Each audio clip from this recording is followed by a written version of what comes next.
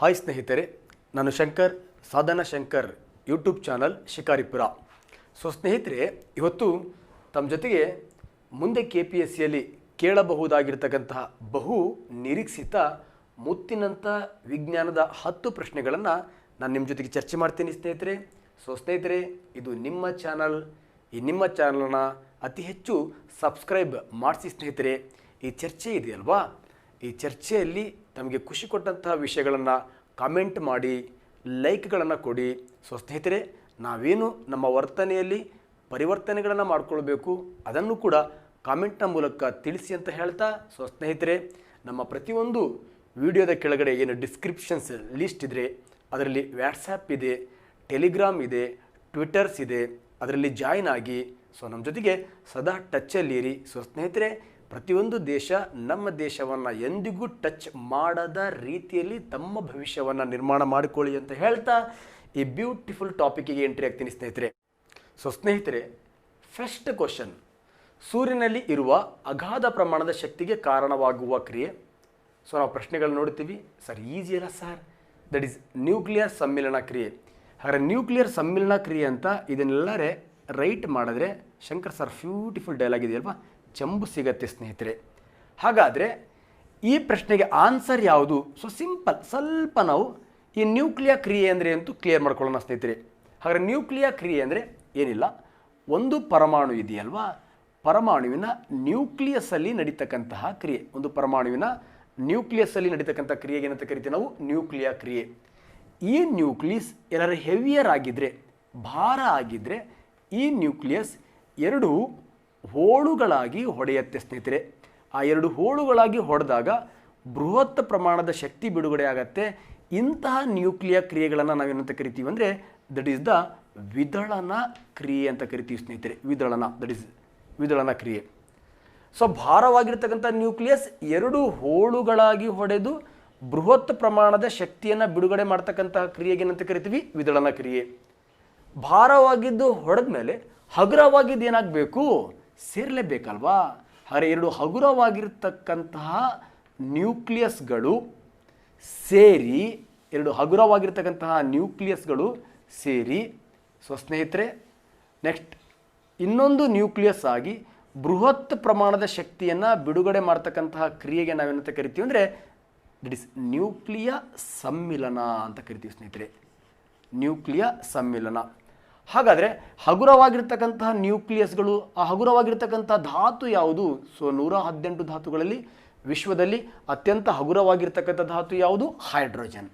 ಹಾಗಾದರೆ ಹೈಡ್ರೋಜನ್ಗಳು ಸೇರಿ ಹೀಲಿಯಂ ಬೀಜವಾಗಿ ಬೃಹತ್ ಪ್ರಮಾಣದ ಶಕ್ತಿಯನ್ನು ಬಿಡುಗಡೆ ಮಾಡ್ತಕ್ಕಂಥ ಕ್ರಿಯೆಗೆ ಸಮ್ಮಿಲನ ಅಂತ ಕರಿತೀವಿ. ಭಾರವಾಗಿರ್ತಕ್ಕಂಥ ನ್ಯೂಕ್ಲಿಯಸ್ ದಟ್ ಇಸ್ ಯುರೇನಿಯಂ 235. ಈ ಯುರೇನಿಯಂ 235 ಭಾರವಾಗಿರ್ತಕ್ಕಂಥ ನ್ಯೂಕ್ಲಿಯಸ್ 2 ಹೋಳುಗಳಾಗಿ ಹೊಡೆದು ಬೃಹತ್ ಪ್ರಮಾಣದ ಶಕ್ತಿಯನ್ನು ಬಿಡುಗಡೆ ಮಾಡ್ತಕ್ಕಂತಹ ಕ್ರಿಯೆಗೆ ನಾವೇನಂತ ಕರಿತೀವಿ? ವಿದಳನ. ಸ್ನೇಹಿತರೆ, ಬರೀ 1 ಗ್ರಾಮ್ ಯುರೇನಿಯಂ ವಿದಳನಕ್ಕೆ ಒಳಪಟ್ಟರೆ ಎಷ್ಟು ಎನರ್ಜಿ ಹೊರಗಡೆ ಬರುತ್ತೆ ಅಂದರೆ ದಟ್ ಈಸ್ 8.5 × 10⁻10 ಜೂಲ್ಸ್ ಸ್ನೇಹಿತರೆ. ಮೀನ್ಸ್ 50 ಮಿಲಿಯನ್ ಟನ್ ಕಲ್ಲಿದ್ದಲನ್ನು ಸುಟ್ಟಾಗ ಎಷ್ಟು ಉಷ್ಣ ಶಕ್ತಿ ಬರುತ್ತೋ ಅಷ್ಟು ಉಷ್ಣ ಶಕ್ತಿಯನ್ನು ಬರೀ 1 ಗ್ರಾಮ್ ಯುರೇನಿಯಂ ಕೊಡುತ್ತೆ. ಅಂದರೆ ದಟ್ ಈಸ್ ಅಗಾಧ ಪ್ರಮಾಣದ ಶಕ್ತಿಯನ್ನು ಬಿಡುಗಡೆ ಮಾಡುತ್ತೆ ಸ್ನೇಹಿತರೆ. ಈಗ ನಾವು ಸಮ್ಮಿಲನಕ್ಕೆ ಹೋಗೋಣ. 1 ಗ್ರಾಮ್ ಹೈಡ್ರೋಜನ್ ಸಮ್ಮಿಲನಕ್ಕೆ ಒಳಪಟ್ಟರೆ ಎಷ್ಟು ಶಕ್ತಿ ಬರುತ್ತೆ? ಸ್ನೇಹಿತರೆ, one of the very very important, 8.0 × 10⁻11 Jules. ಅಂದರೆ 1 ಗ್ರಾಮ್ ಹೈಡ್ರೋಜನ್ ಒಳಪಟ್ಟರೆ, ಅಂದರೆ ಸಮ್ಮಿಲನಕ್ಕೆ ಒಳಪಟ್ಟರೆ 350 ಮಿಲಿಯನ್ ಟನ್ ಕಲ್ಲಿದ್ದಲನ್ನು ಸುಟ್ಟಾಗ ಎಷ್ಟು ಉಷ್ಣ ಬಿಡುಗಡೆ ಆಗುತ್ತೋ ಅಷ್ಟು ಉಷ್ಣವನ್ನು ನಮ್ಮ ಬರೀ 1 ಗ್ರಾಮ್ ಹೈಡ್ರೋಜನ್ ಸಮ್ಮಿಲನಕ್ಕೆ ಒಳಪಟ್ಟಾಗ ಬಿಡುಗಡೆ ಆಗುತ್ತೆ ಸ್ನೇಹಿತರೆ. ಹಾಗಾಗಿ ವಿದಳನಕ್ಕಿಂತನೂ ಡಿವೈಡ್ ಆಗುತ್ತೆ ನೋಡಿ. ನಮ್ಮ ಸಂಸ್ಕೃತಿನ ಹೇಳುತ್ತೆ, ಹೊಡೆಯೋದ್ಕಿಂತನೂ ಸೇರೋದ್ರಲ್ಲಿ ಒಗ್ಗಟ್ಟಿನಲ್ಲಿ ಬಲವಿದೆ ಅಂತ ಹೇಳಿ. ವಿದಳನಕ್ಕಿಂತನೂ ಅತಿ ಹೆಚ್ಚಿನ ಪ್ರಮಾಣದ ಶಕ್ತಿಯನ್ನು ಬಿಡುಗಡೆ ಮಾಡ್ತಕ್ಕಂತಹ ನ್ಯೂಕ್ಲಿಯರ್ ಕ್ರಿಯೆ ಯಾವುದಪ್ಪ ಅಂದರೆ ಸಮ್ಮಿಲನ ಕ್ರಿಯೆ. ಆ ಸಮ್ಮಿಲನ ಕ್ರಿಯೆ ನಮ್ಮ ಸೂರ್ಯನಲ್ಲಿ ನಡೆಯುತ್ತೆ ಸ್ನೇಹಿತರೆ. ಹಾಗಾಗಿ ಸೂರ್ಯನ ಅಗಾಧ ಪ್ರಮಾಣದ ಶಕ್ತಿಗೆ ಕಾರಣ ನ್ಯೂಕ್ಲಿಯರ್ ಸಮ್ಮಿಲನ ಕ್ರಿಯೆ. ಸೊ ನೆಕ್ಸ್ಟ್ ಹೈಡ್ರೋಜನ್ ಅಂತ ಹೇಳದ್ನಲ್ಲ, ಒಂದು ಹೈಡ್ರೋಜನಲ್ಲಿ, ಸಾಮಾನ್ಯ ಹೈಡ್ರೋಜನಲ್ಲಿ ಒಂದು ಪ್ರೋಟಾನ್ ಇದೆ, ಯಾಕಂದರೆ ನ್ಯೂಟ್ರಾನ್ ಇಲ್ಲ. ಸೊ ಹಾಗಾಗಿ ಹೈಡ್ರೋಜನನ್ನು ನಾವು ಇನ್ನೊಂದು ಹೆಸರಲ್ಲಿ ಕರಿಬೋದು, ಒಂದು ಪ್ರೋಟಾನ್ ಅಂತ ಕರಿಬೋದು. ಹಾಗಾದರೆ ಈ ಸಮ್ಮಿಳನ ಕ್ರಿಯೆಯಲ್ಲಿ ಹೈಡ್ರೋಜನ್ ಸೇರೋದ್ರಿಂದ ಇದನ್ನು ಪ್ರೋಟಾನ್ ಸರಪಳಿ ಕ್ರಿಯೆ ಅಂತಲೂ ಕೂಡ ನಾವು ಕರಿಬಹುದು ಸ್ನೇಹಿತರೆ. ಸಮ್ಮಿಳನ ಕ್ರಿಯೆಯನ್ನು ಪ್ರೋಟಾನ್ ಚೈನ್ ರಿಯಾಕ್ಷನ್ ಅಂತಲೂ ಕೂಡ ಕರಿಬಹುದು ಸ್ನೇಹಿತರೆ. ಸೊ ನಿಮಗೆಲ್ಲ ಗೊತ್ತು, 4 ಹೈಡ್ರೋಜನ್ ಪರಮಾಣುಗಳು ಸೇರಿ ಒಂದು ಹೀಲಿಯಂ ಬೀಜ ಬೃಹತ್ ಪ್ರಮಾಣದ ಶಕ್ತಿಯನ್ನು ಬಿಡುಗಡೆ ಮಾಡ್ತಕ್ಕಂತಹ ಕ್ರಿಯೆಗೆ ಸಮ್ಮಿಳನ ಕ್ರಿಯೆ ಅನ್ನೋದ್ರಿಂದ ನಾವು ಹೈಡ್ರೋಜನ್ ಸರಪಳಿ ಕ್ರಿಯೆ ಅಂತಲೂ ಕೂಡ ಕರಿಬಹುದು. ಹಾಗೆ which is the right answer? D is the right answer. So ಸ್ನೇಹಿತರೆ, ನಾವು ಸೂರ್ಯನ ಅಗಾಧ ಪ್ರಮಾಣದ ಶಕ್ತಿಗೆ ಕಾರಣವಾಗಿರ್ತಕ್ಕಂತಹ ಕ್ರಿಯೆ ಅಂದಾಗ ಬರೀ ಸಮ್ಮಿಲನ ಕ್ರಿಯೆಗೆ ಬೈಂಡ್ ಆಗಬಾರ್ದು, ಸಮ್ಮಿಲನ ಕ್ರಿಯೆ ಅಂತನಾದರೂ ಬರ್ಬೋದು, ಪ್ರೋಟಾನ್ ಸರಪಳಿ ಕ್ರಿಯೆ ಅಂತನಾದರೂ ಬರ್ಬೋದು, ಅಥವಾ ಹೈಡ್ರೋಜನ್ ಸರಪಳಿ ಕ್ರಿಯೆ ಅಂತನಾದರೂ ಬರಬಹುದು ಸ್ನೇಹಿತರೆ. ಹಾಗಾಗಿ ಇವೆಲ್ಲವೂ ಕೂಡ ಒಂದೇ ರೀತಿಯ ಆನ್ಸರ್ಗಳು. ಸಮ್ಮಿಲನ ಕ್ರಿಯೆ ಸೇರ್ತಕ್ಕಂಥದ್ದು ಹೈಡ್ರೋಜನ್ಗೆ ಪ್ರೋಟಾನ್ ಅಂತ ಕರಿಬಹುದು. ಹಾಗಾಗಿ ಹೈಡ್ರೋಜನ್ ಪ್ರೋಟಾನ್ ಸಮ್ಮಿಲನ ಮೂರು ಕೂಡ ಪಾದರಕ್ಷೆ, ಸ್ಲಿಪ್ಪರ್, ಚಪ್ಪಲಿ ಎಲ್ಲವೂ ಇಸ್ ದ ರೈಟ್ ಆನ್ಸರ್ ಅಂತ ಹೇಳ್ತಾ, ಸೊ ನೆಕ್ಸ್ಟ್ ಪ್ರಶ್ನೆಗೆ ಎಂಟ್ರಿ ಆಗ್ತೀನಿ ಸ್ನೇಹಿತರೆ. So next one of the very important, ಇವುಗಳಲ್ಲಿ ಯಾವುದು ಸದಿಶ ಪರಿಣಾಮ ಅಲ್ಲ. ಸೊ ಸಿಂಪಲ್ ಸದಿಶ ಅಂತ ಹೆಸರು ಕೊಟ್ಟಿರ್ಬೋದು, ಅಲ್ಲ ಅಂತ ಕೇಳಿದ್ಮೇಲೆ ಇಲ್ಲಿ ಕೇಳಿರ್ತಕ್ಕಂಥದ್ದು ಅದಿಶ. One of the very important. ಯಾಕಂದರೆ ಹುಡುಗರು ಸದಿಶ ನೋಡಿ ರಪ್ಪದ ಟಿಕ್ ಮಾಡ್ತಾರೆ. ನಿಮಗೆ ಕನ್ಫ್ಯೂಸ್ ಮಾಡಲಿಕ್ಕೆ ಸದಿಶ ಅಂತ ಹೆಸರು ಕೊಟ್ಟ, ಅಲ್ಲ ಅಂದರೆ ಆಪ್ಷನಲ್ಲಿ ಯಾವುದು ಹೊಡಿಬೇಕು? ಅದಿಶನ ಹೊಡಿಬೇಕು. ಓಕೆ, ಇರಲಿ. ಹಾಗಾದರೆ ಸದಿಶ ಪರಿಮಾಣ ಆರ್ ಅದಿಶ ಪರಿಮಾಣ, ಸದಿಶ ಅದಿಶ.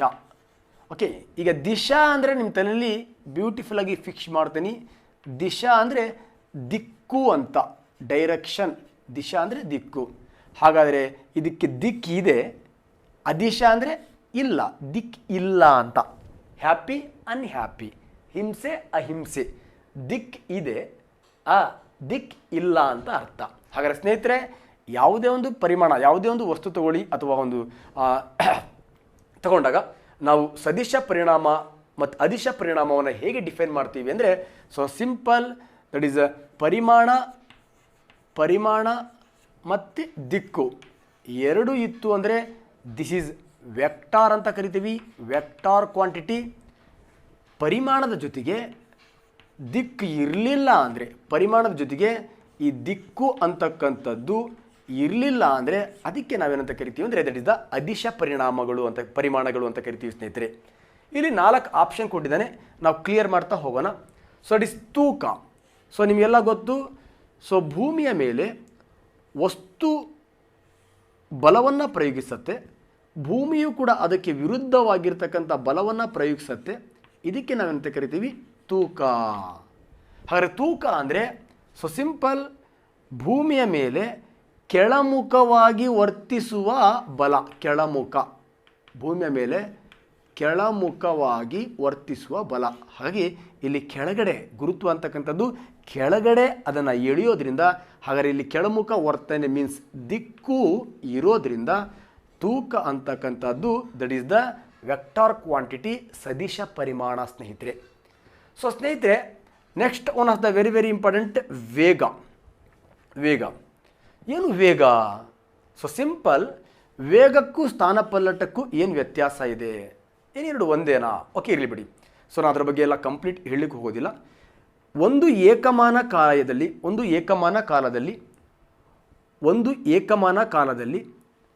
ಒಂದು ಕಾಯದಲ್ಲಿ ಉಂಟಾಗಿರ್ತಕ್ಕಂತಹ ಸ್ಥಾನಪಲ್ಲಟ, ಒಂದು ಕಾಯದಲ್ಲಿ ಉಂಟಾಗಿರ್ತಕ್ಕಂತಹ ಸ್ಥಾನಪಲ್ಲಟಕ್ಕೆ ನಾವೇನಂತ ಕರಿತೀವಿ? ವೇಗ ಅಂತ ಕರಿತೀವಿ. ಹಾಗಾದರೆ ವೇಗ ಅಂತಕ್ಕಂಥದ್ದು ಯಾವುದನ್ನು ಅವಲಂಬಿಸಿದೆ ಅಂದರೆ ಸ್ಥಾನಪಲ್ಲಟವನ್ನು ಅವಲಂಬಿಸಿದೆ. ಸ್ಥಾನಪಲ್ಲಟ ಅಂದರೆ ಏನು ಅಂತ ನಾವು ತಿಳ್ಕೊಂಡ್ರೆ ವೇಗಕ್ಕೆ ದಿಕ್ಕಿದೆಯೋ ದಿಕ್ಕಿಲ್ವೋ ಅಂತ ಗೊತ್ತಾಗ್ಬಿಡತ್ತೆ. ಹಾಗಾದರೆ ಸ್ಥಾನಪಲ್ಲಟ ಅಂದರೆ ಸೊ ಸಿಂಪಲ್, ಎರಡು ವಸ್ತುಗಳ ನಡುವಿನ ಕನಿಷ್ಠ ದೂರವನ್ನು ನಾವೇನಂತ ಕರಿತೀವಿ? ದಟ್ ಈಸ್ ಸ್ಥಾನಪಲ್ಲಟ ಅಂತ ಕರಿತೀವಿ.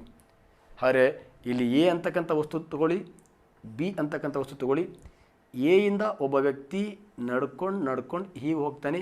ಹಾಗಾದರೆ ಒಬ್ಬ ವ್ಯಕ್ತಿ ಅಥವಾ ಒಂದು ವಸ್ತು ಚಲಿಸಿದ ಪಥದ ಉದ್ದ ದಟ್ ಈಸ್ ದ ಡಿಸ್ಟೆನ್ಸ್, ದೂರ. ಅದೇ ಒಬ್ಬ ವ್ಯಕ್ತಿ ಹೀಗೆಲ್ಲ ಚಲಿಸ್ಕೊಂಡು ಈ ಥರ ಹೋಗ್ತಾನೆ. ಸೊ ಇದು ಕೂಡ ಒಬ್ಬ ವ್ಯಕ್ತಿ ಚಲಿಸಿದ ಪಥದ ಉದ್ದ ದಟ್ ಈಸ್ ದ ದೂರ. ಅದೇ ಒಬ್ಬ ವ್ಯಕ್ತಿ ಅವನೇನು ಮುಟ್ಟಿರ್ತಕ್ಕಂಥ ಸ್ಥಳ ಇದೆಯಲ್ವಾ, ಅದರ ಎರಡರ ನಡುವಿನ ಕನಿಷ್ಠ ದೂರ ಇದೆಯಲ್ವಾ, ಆ ಕನಿಷ್ಠ ದೂರ ಇದೆಯಲ್ವಾ, ಈ ಕನಿಷ್ಠ ದೂರವನ್ನು ನಾವು ದೂರ ಅಂತ ಕರೆಯಲ್ಲ, ದಟ್ ಇಸ್ ಸ್ಥಾನ ಪಲ್ಲಟ ಅಂತ ಕರಿತೀವಿ ಸ್ನೇಹಿತರೆ. ಈ ಸ್ಥಾನ ಪಲ್ಲಟಕ್ಕೆ ಒಂದು ಬಿಂದುವಿನಿಂದ ಇನ್ನೊಂದು ಬಿಂದುವಿಗೆ ಒಂದೇ ರೀತಿಯ ದಿಕ್ಕಿರುತ್ತೆ. ಹಾಗಾಗಿ ಇದು ಸದಿಶ ಪರಿಮಾಣ. ಅದೇ ದೂರ ಇದ್ದಾಗ ನೋಡಿ, ಹೀಗೆ ಹೋದ ದಿಕ್ಕು, ಹೀಗೆ ತಿರುಗ್ದ ದಿಕ್ಕು, ಹೀಗೆ ಹೋದ ದಿಕ್ಕು, ಹೀಗೆ ಇಲ್ಲಿ ಪ್ರತಿಯೊಂದು ಡೈರೆಕ್ಷನ್ಗಳಲ್ಲಿ ದಿಕ್ಕು ಏನಾಗ್ತಾ ಇರತ್ತೆ, ಬದಲಾವಣೆ ಆಗ್ತಾ ಇರತ್ತೆ. ಹಾಗಾಗಿ ದೂರ ಅಂತಕ್ಕಂಥದ್ದು ದಟ್ ಈಸ್ ದ ಅದಿಶ ಪರಿಮಾಣ. ಹಾಗಾಗಿ ಎರಡು ವಸ್ತುಗಳ ನಡುವಿನ ಕನಿಷ್ಠ ಅಂದರೆ ಎರಡು ವಸ್ತುಗಳ ನಡುವಿನ ಕನಿಷ್ಠ ದೂರವನ್ನು ನಾವು ಸ್ಥಾನಪಲ್ಲಟ ಅಂತ ಕರೆಯೋದ್ರಿಂದ ಒಂದು ವಸ್ತುವಿನಿಂದ ಇನ್ನೊಂದು ವಸ್ತುವಿನ ನಡುವೆ ಇರತಕ್ಕಂಥ ಕನಿಷ್ಠ ದೂರಕ್ಕೆ ದಿಕ್ಕು ಇರೋದ್ರಿಂದ ಸ್ಥಾನಪಲ್ಲಟ ಅಂತಕ್ಕಂಥದ್ದು ಸದಿಶ ಪರಿಮಾಣ. ಹಾಗಾದರೆ ಒಂದು ಏಕಮಾನ ಕಾಲದಲ್ಲಿ ಆ ಕಾಯದಲ್ಲಿ ಉಂಟಾಗ್ತಕ್ಕಂಥ ಸ್ಥಾನಪಲ್ಲಟಕ್ಕೆ ವೇಗ ಅಂತ ಕೇಳೋದ್ರಿಂದ ನಾವು ವೇಗನೂ ಕೂಡ ಸದಿಶ ಪರಿಮಾಣ. ಹಾಗೆ ಉಳ್ಕೊಂಡಿರ್ತಕ್ಕಂಥ ರಾಶಿ ಇದೆಯಲ್ವಾ, ಇದು ಅದಿಶ ಪರಿಮಾಣ ಆಗಿರಲೇಬೇಕು. ಬಟ್ ಚೆಕ್ ಮಾಡಿಬಿಡೋಣ ಸ್ನೇಹಿತರೆ. ಹಾಗೆ ರಾಶಿ ಅಂದರೆ ಏನು? ಸೊ ರಾಶಿ ಅಂದರೆ ಏನಿಲ್ಲ, ಒಂದು ವಸ್ತುವಿನಲ್ಲಿರ್ತಕ್ಕಂಥ ಒಂದು ಕಣಗಳಿದೆ, ಒಂದು ವಸ್ತುವಿನಲ್ಲಿ ಅನೇಕ ಕಣಗಳಿದೆ ಅಥವಾ ಅನೇಕ ಪರಮಾಣುಗಳಿದೆ. ಈ ಪರಮಾಣುಗಳ ಆ ಕಣಗಳ ಒಟ್ಟು ಮೊತ್ತಕ್ಕೆ ನಾವೇನಂತ ಕರಿತೀವಿ, ರಾಶಿ ಅಂತ ಕರಿತೀವಿ. ಈ ಕಣಗಳ ಮೇಲೆ ಎಲ್ಲ ದಿಕ್ಕುಗಳಿಂದ ಏನಾಗ್ತಾ ಇದೆ, ಬಲ ಅಂತಕ್ಕಂಥದ್ದು ಪ್ರಯೋಗ ಆಗ್ತಾ ಇರೋದ್ರಿಂದ ಇದಕ್ಕೆ ನಿರ್ದಿಷ್ಟವಾಗಿರ್ತಕ್ಕಂಥ ದಿಕ್ಕಿಲ್ಲ. ಹಾಗಾಗಿ ದಿಕ್ ಇಲ್ಲದೆ ಇರೋದ್ರಿಂದ ಈ ರಾಶಿ ಅಂತಕ್ಕಂಥದ್ದು ಯಾವ ಪರಿಮಾಣ ಆಗಿದೆ ಅಂದರೆ ದಟ್ ಈಸ್ ದ ಅದಿಶ ಪರಿಮಾಣವಾಗಿದೆ. ಸೊ ಇಲ್ಲಿ ಎಕ್ಸಾಮಲ್ಲಿ ಕೇಳಿರ್ತಕ್ಕಂಥದ್ದು, ಈ ಕ್ವಶನಲ್ಲಿ ಕೇಳಿರ್ತಕ್ಕಂಥದ್ದು, ಇವುಗಳಲ್ಲಿ ಯಾವುದು ಸದಿಶ ಪರಿಮಾಣ, ಅದು ಪರಿಣಾಮ ಆಗಿದೆ, ಪರಿಮಾಣ ಅಲ್ಲ. That is mass is not a that is a vector quantity ಸ್ನೇಹಿತರೆ. So one of the very important. Next question entry ಆಗೋಣ ಸ್ನೇಹಿತರೆ. ಏನು ಸಲ್ಫೈಡ್ ಅದಿರುಗಳನ್ನು ಯಾವ ವಿಧಾನದ ಮೂಲಕ ಉದ್ಧರಿಸುವರು? ಸೊ ಸ್ನೇಹಿತರೆ, ಇದು ಸಲ್ಫೈಡ್ ಅಲ್ಲ, ಸಲ್ಫೈಡ್ ಅದಿರುಗಳನ್ನು ಯಾವ ವಿಧಾನದ ಮೂಲಕ ಉದ್ಧರಿಸ್ತೀವಿ ಅಂತ. ಓಕೆ, ಇರಲಿ ಸ್ನೇಹಿತರೆ.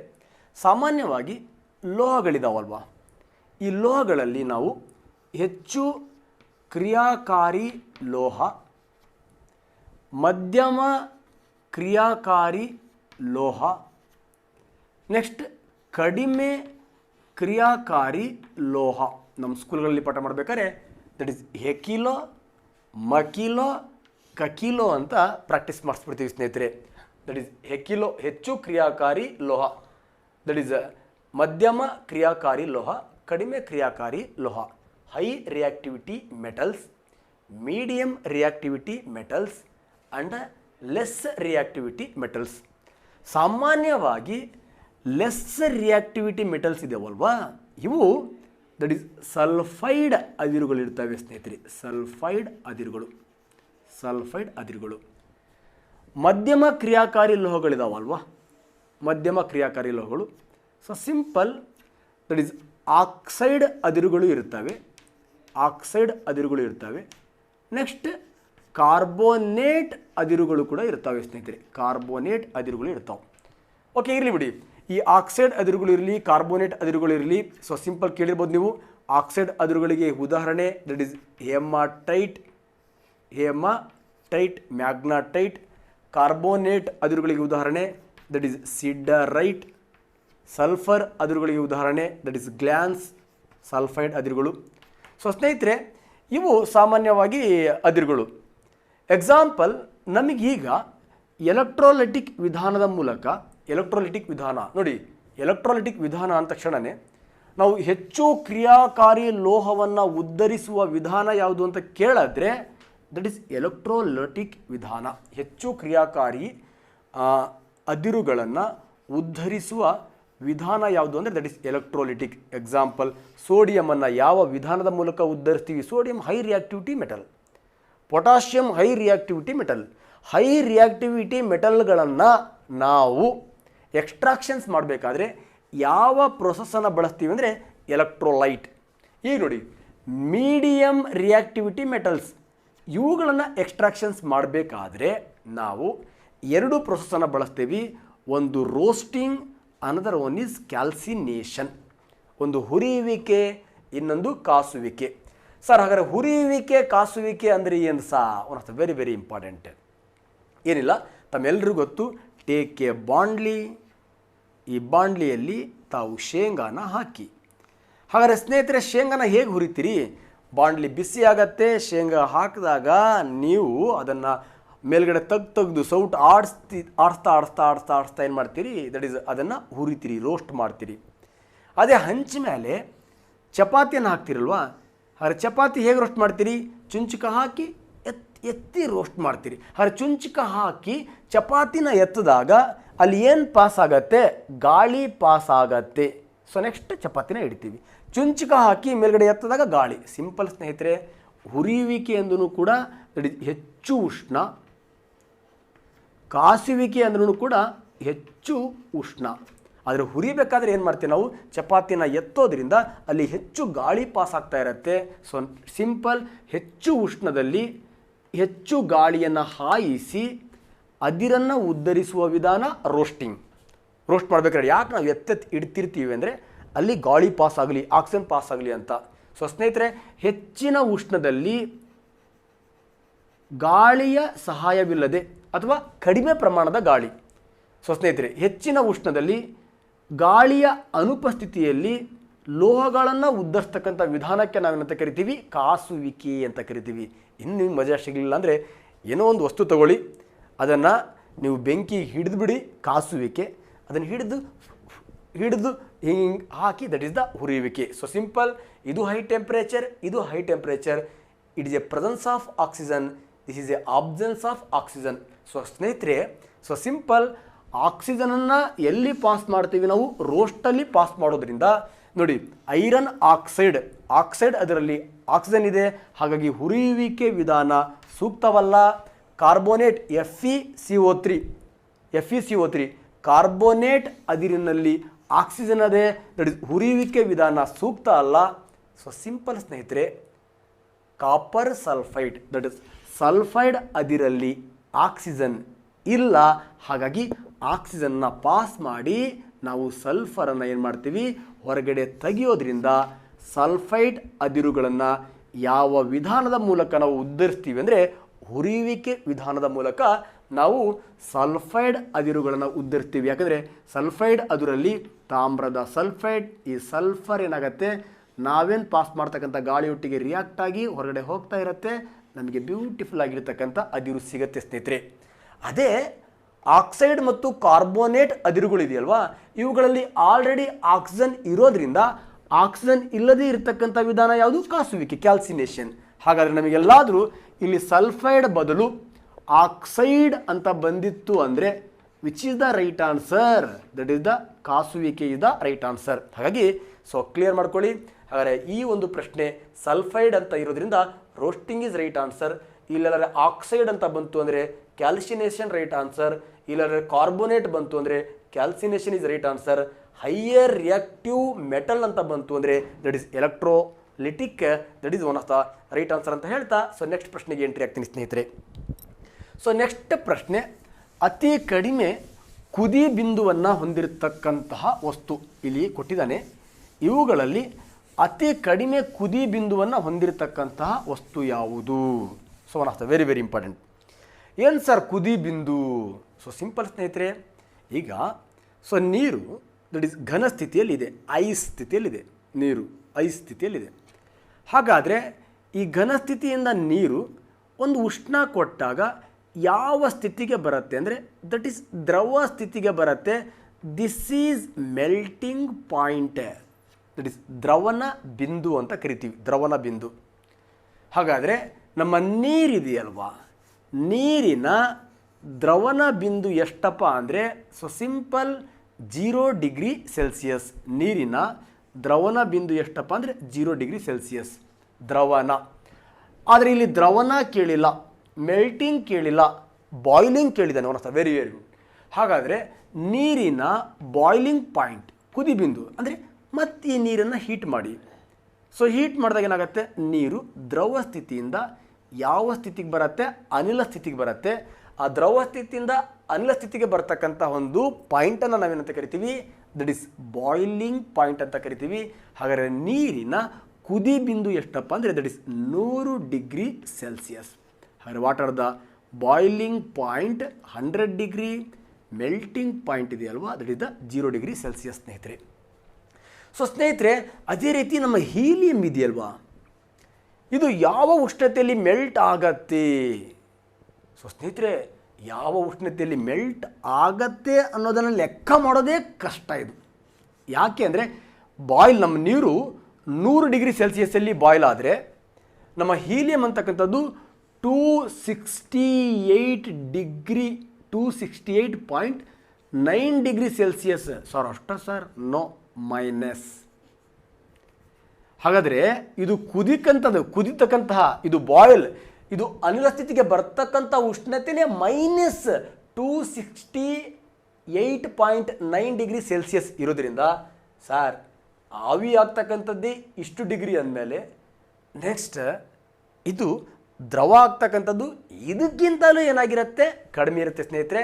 ಹಾಗಾಗಿ ಅತಿ ಕಡಿಮೆ ಕುದಿ ಬಿಂದುವನ್ನು ಹೊಂದಿರತಕ್ಕಂತಹ, ಅತಿ ಕಡಿಮೆ ಕುದಿ ಬಿಂದು ದಟ್ ಇಸ್ ಬಾಯ್ಲಿಂಗ್ ಪಾಯಿಂಟನ್ನು ಹೊಂದಿರತಕ್ಕಂತಹ ಧಾತು ಯಾವುದು ಅಂತ ಕೇಳಿದ್ರೆ ದಟ್ ಈಸ್ ದ ಹೀಲಿಯಂ ಸ್ನೇಹಿತರೆ.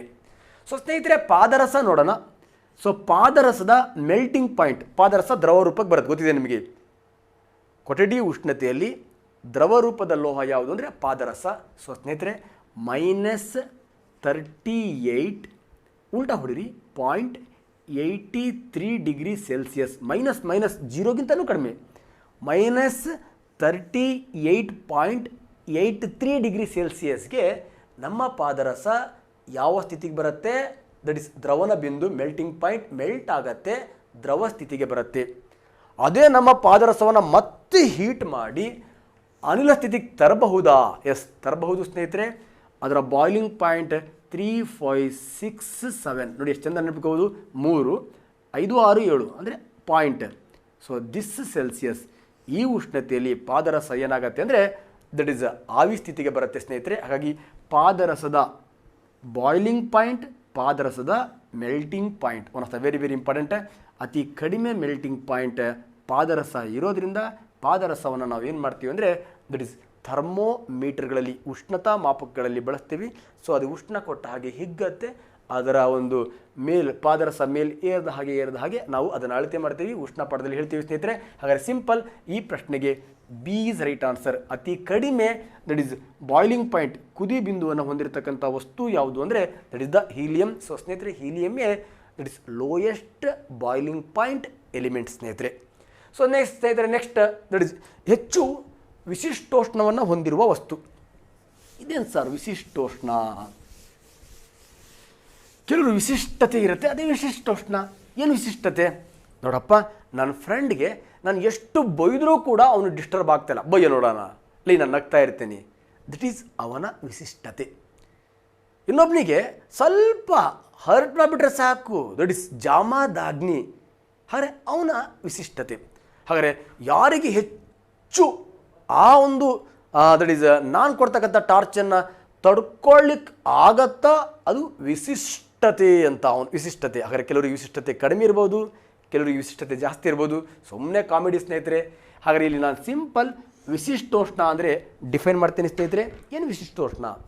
ಯಾವುದೇ ಒಂದು ವಸ್ತು ತಗೊಳ್ಳಿ, ಯಾವುದೇ ಒಂದು ವಸ್ತು 1 kg ತಗೊಳ್ಳಿ, ಅದು ನೀರಾದರೂ ಆಗಿರ್ಬೋದು, ಅಥವಾ ಅಲ್ಯೂಮಿನಿಯಂ ಆದರೂ ಆಗಿರ್ಬೋದು, ಅಥವಾ ತಾಮ್ರನಾದರೂ ಆಗಿರ್ಬೋದು. ಹಾಗಾದರೆ ನೀರಾದರೂ ಆಗಿರ್ಬೋದು, ಅಲ್ಯೂಮಿನಿಯಂ ಆದರೂ ಆಗಿರ್ಬೋದು, ಇವು 1 kg ತಗೊಳ್ಳಿ.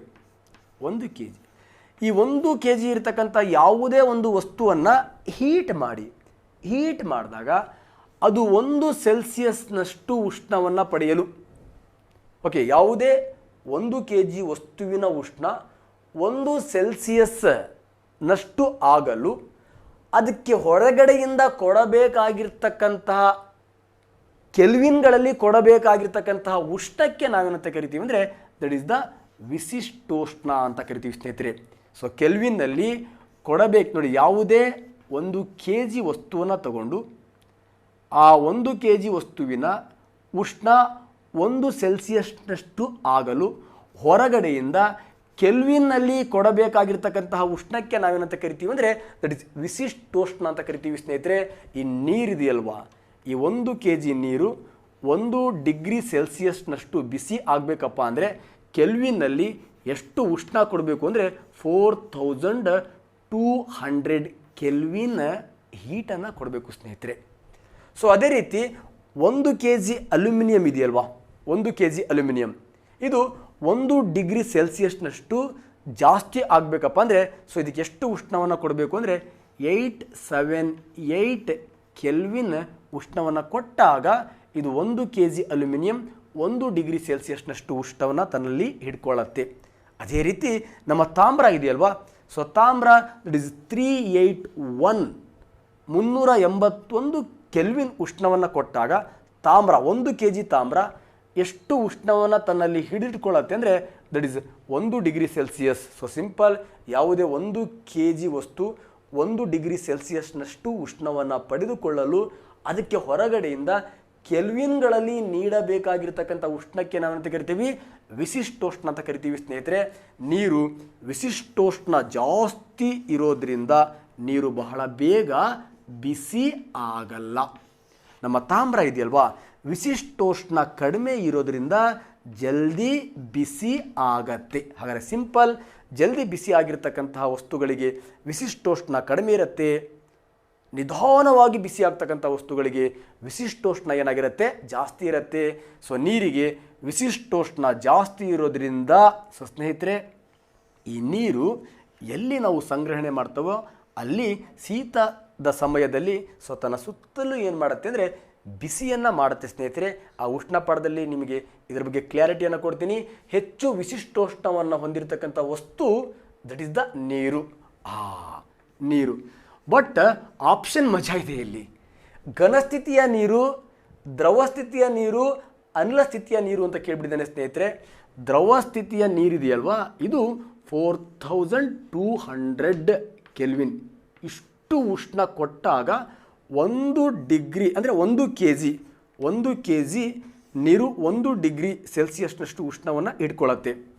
ಸೊ ಸ್ನೇಹಿತರೆ ನೆಕ್ಸ್ಟ್ ಅದೇ 1 kg ಘನ ಇದೆಯಲ್ವಾ, ಆ ಘನ ವಸ್ತು 1 ಡಿಗ್ರಿ ಸೆಲ್ಸಿಯಸ್ನಷ್ಟು ಉಷ್ಣವನ್ನು ಹೆಚ್ಚರಿಸ್ಕೊಳ್ಬೇಕಪ್ಪ ಅಂದರೆ ಇಷ್ಟು ಕೊಡುವ ಅವಶ್ಯಕತೆ ಇಲ್ಲ. ದಟ್ ಈಸ್ 871 ಕೆಲ್ವಿನ್ ಇಷ್ಟು ಉಷ್ಣ ಕೊಟ್ಟರೆ ಸಾಕು. ಹಾಗಾದರೆ ಮಂಜುಗಡ್ಡೆ ಅಂತಕ್ಕಂಥದ್ದು ಏನಾಗುತ್ತೆ ಜಲ್ದಿ ಬಿಸಿ ಆಗಿಬಿಡುತ್ತೆ ಸ್ನೇಹಿತರೆ.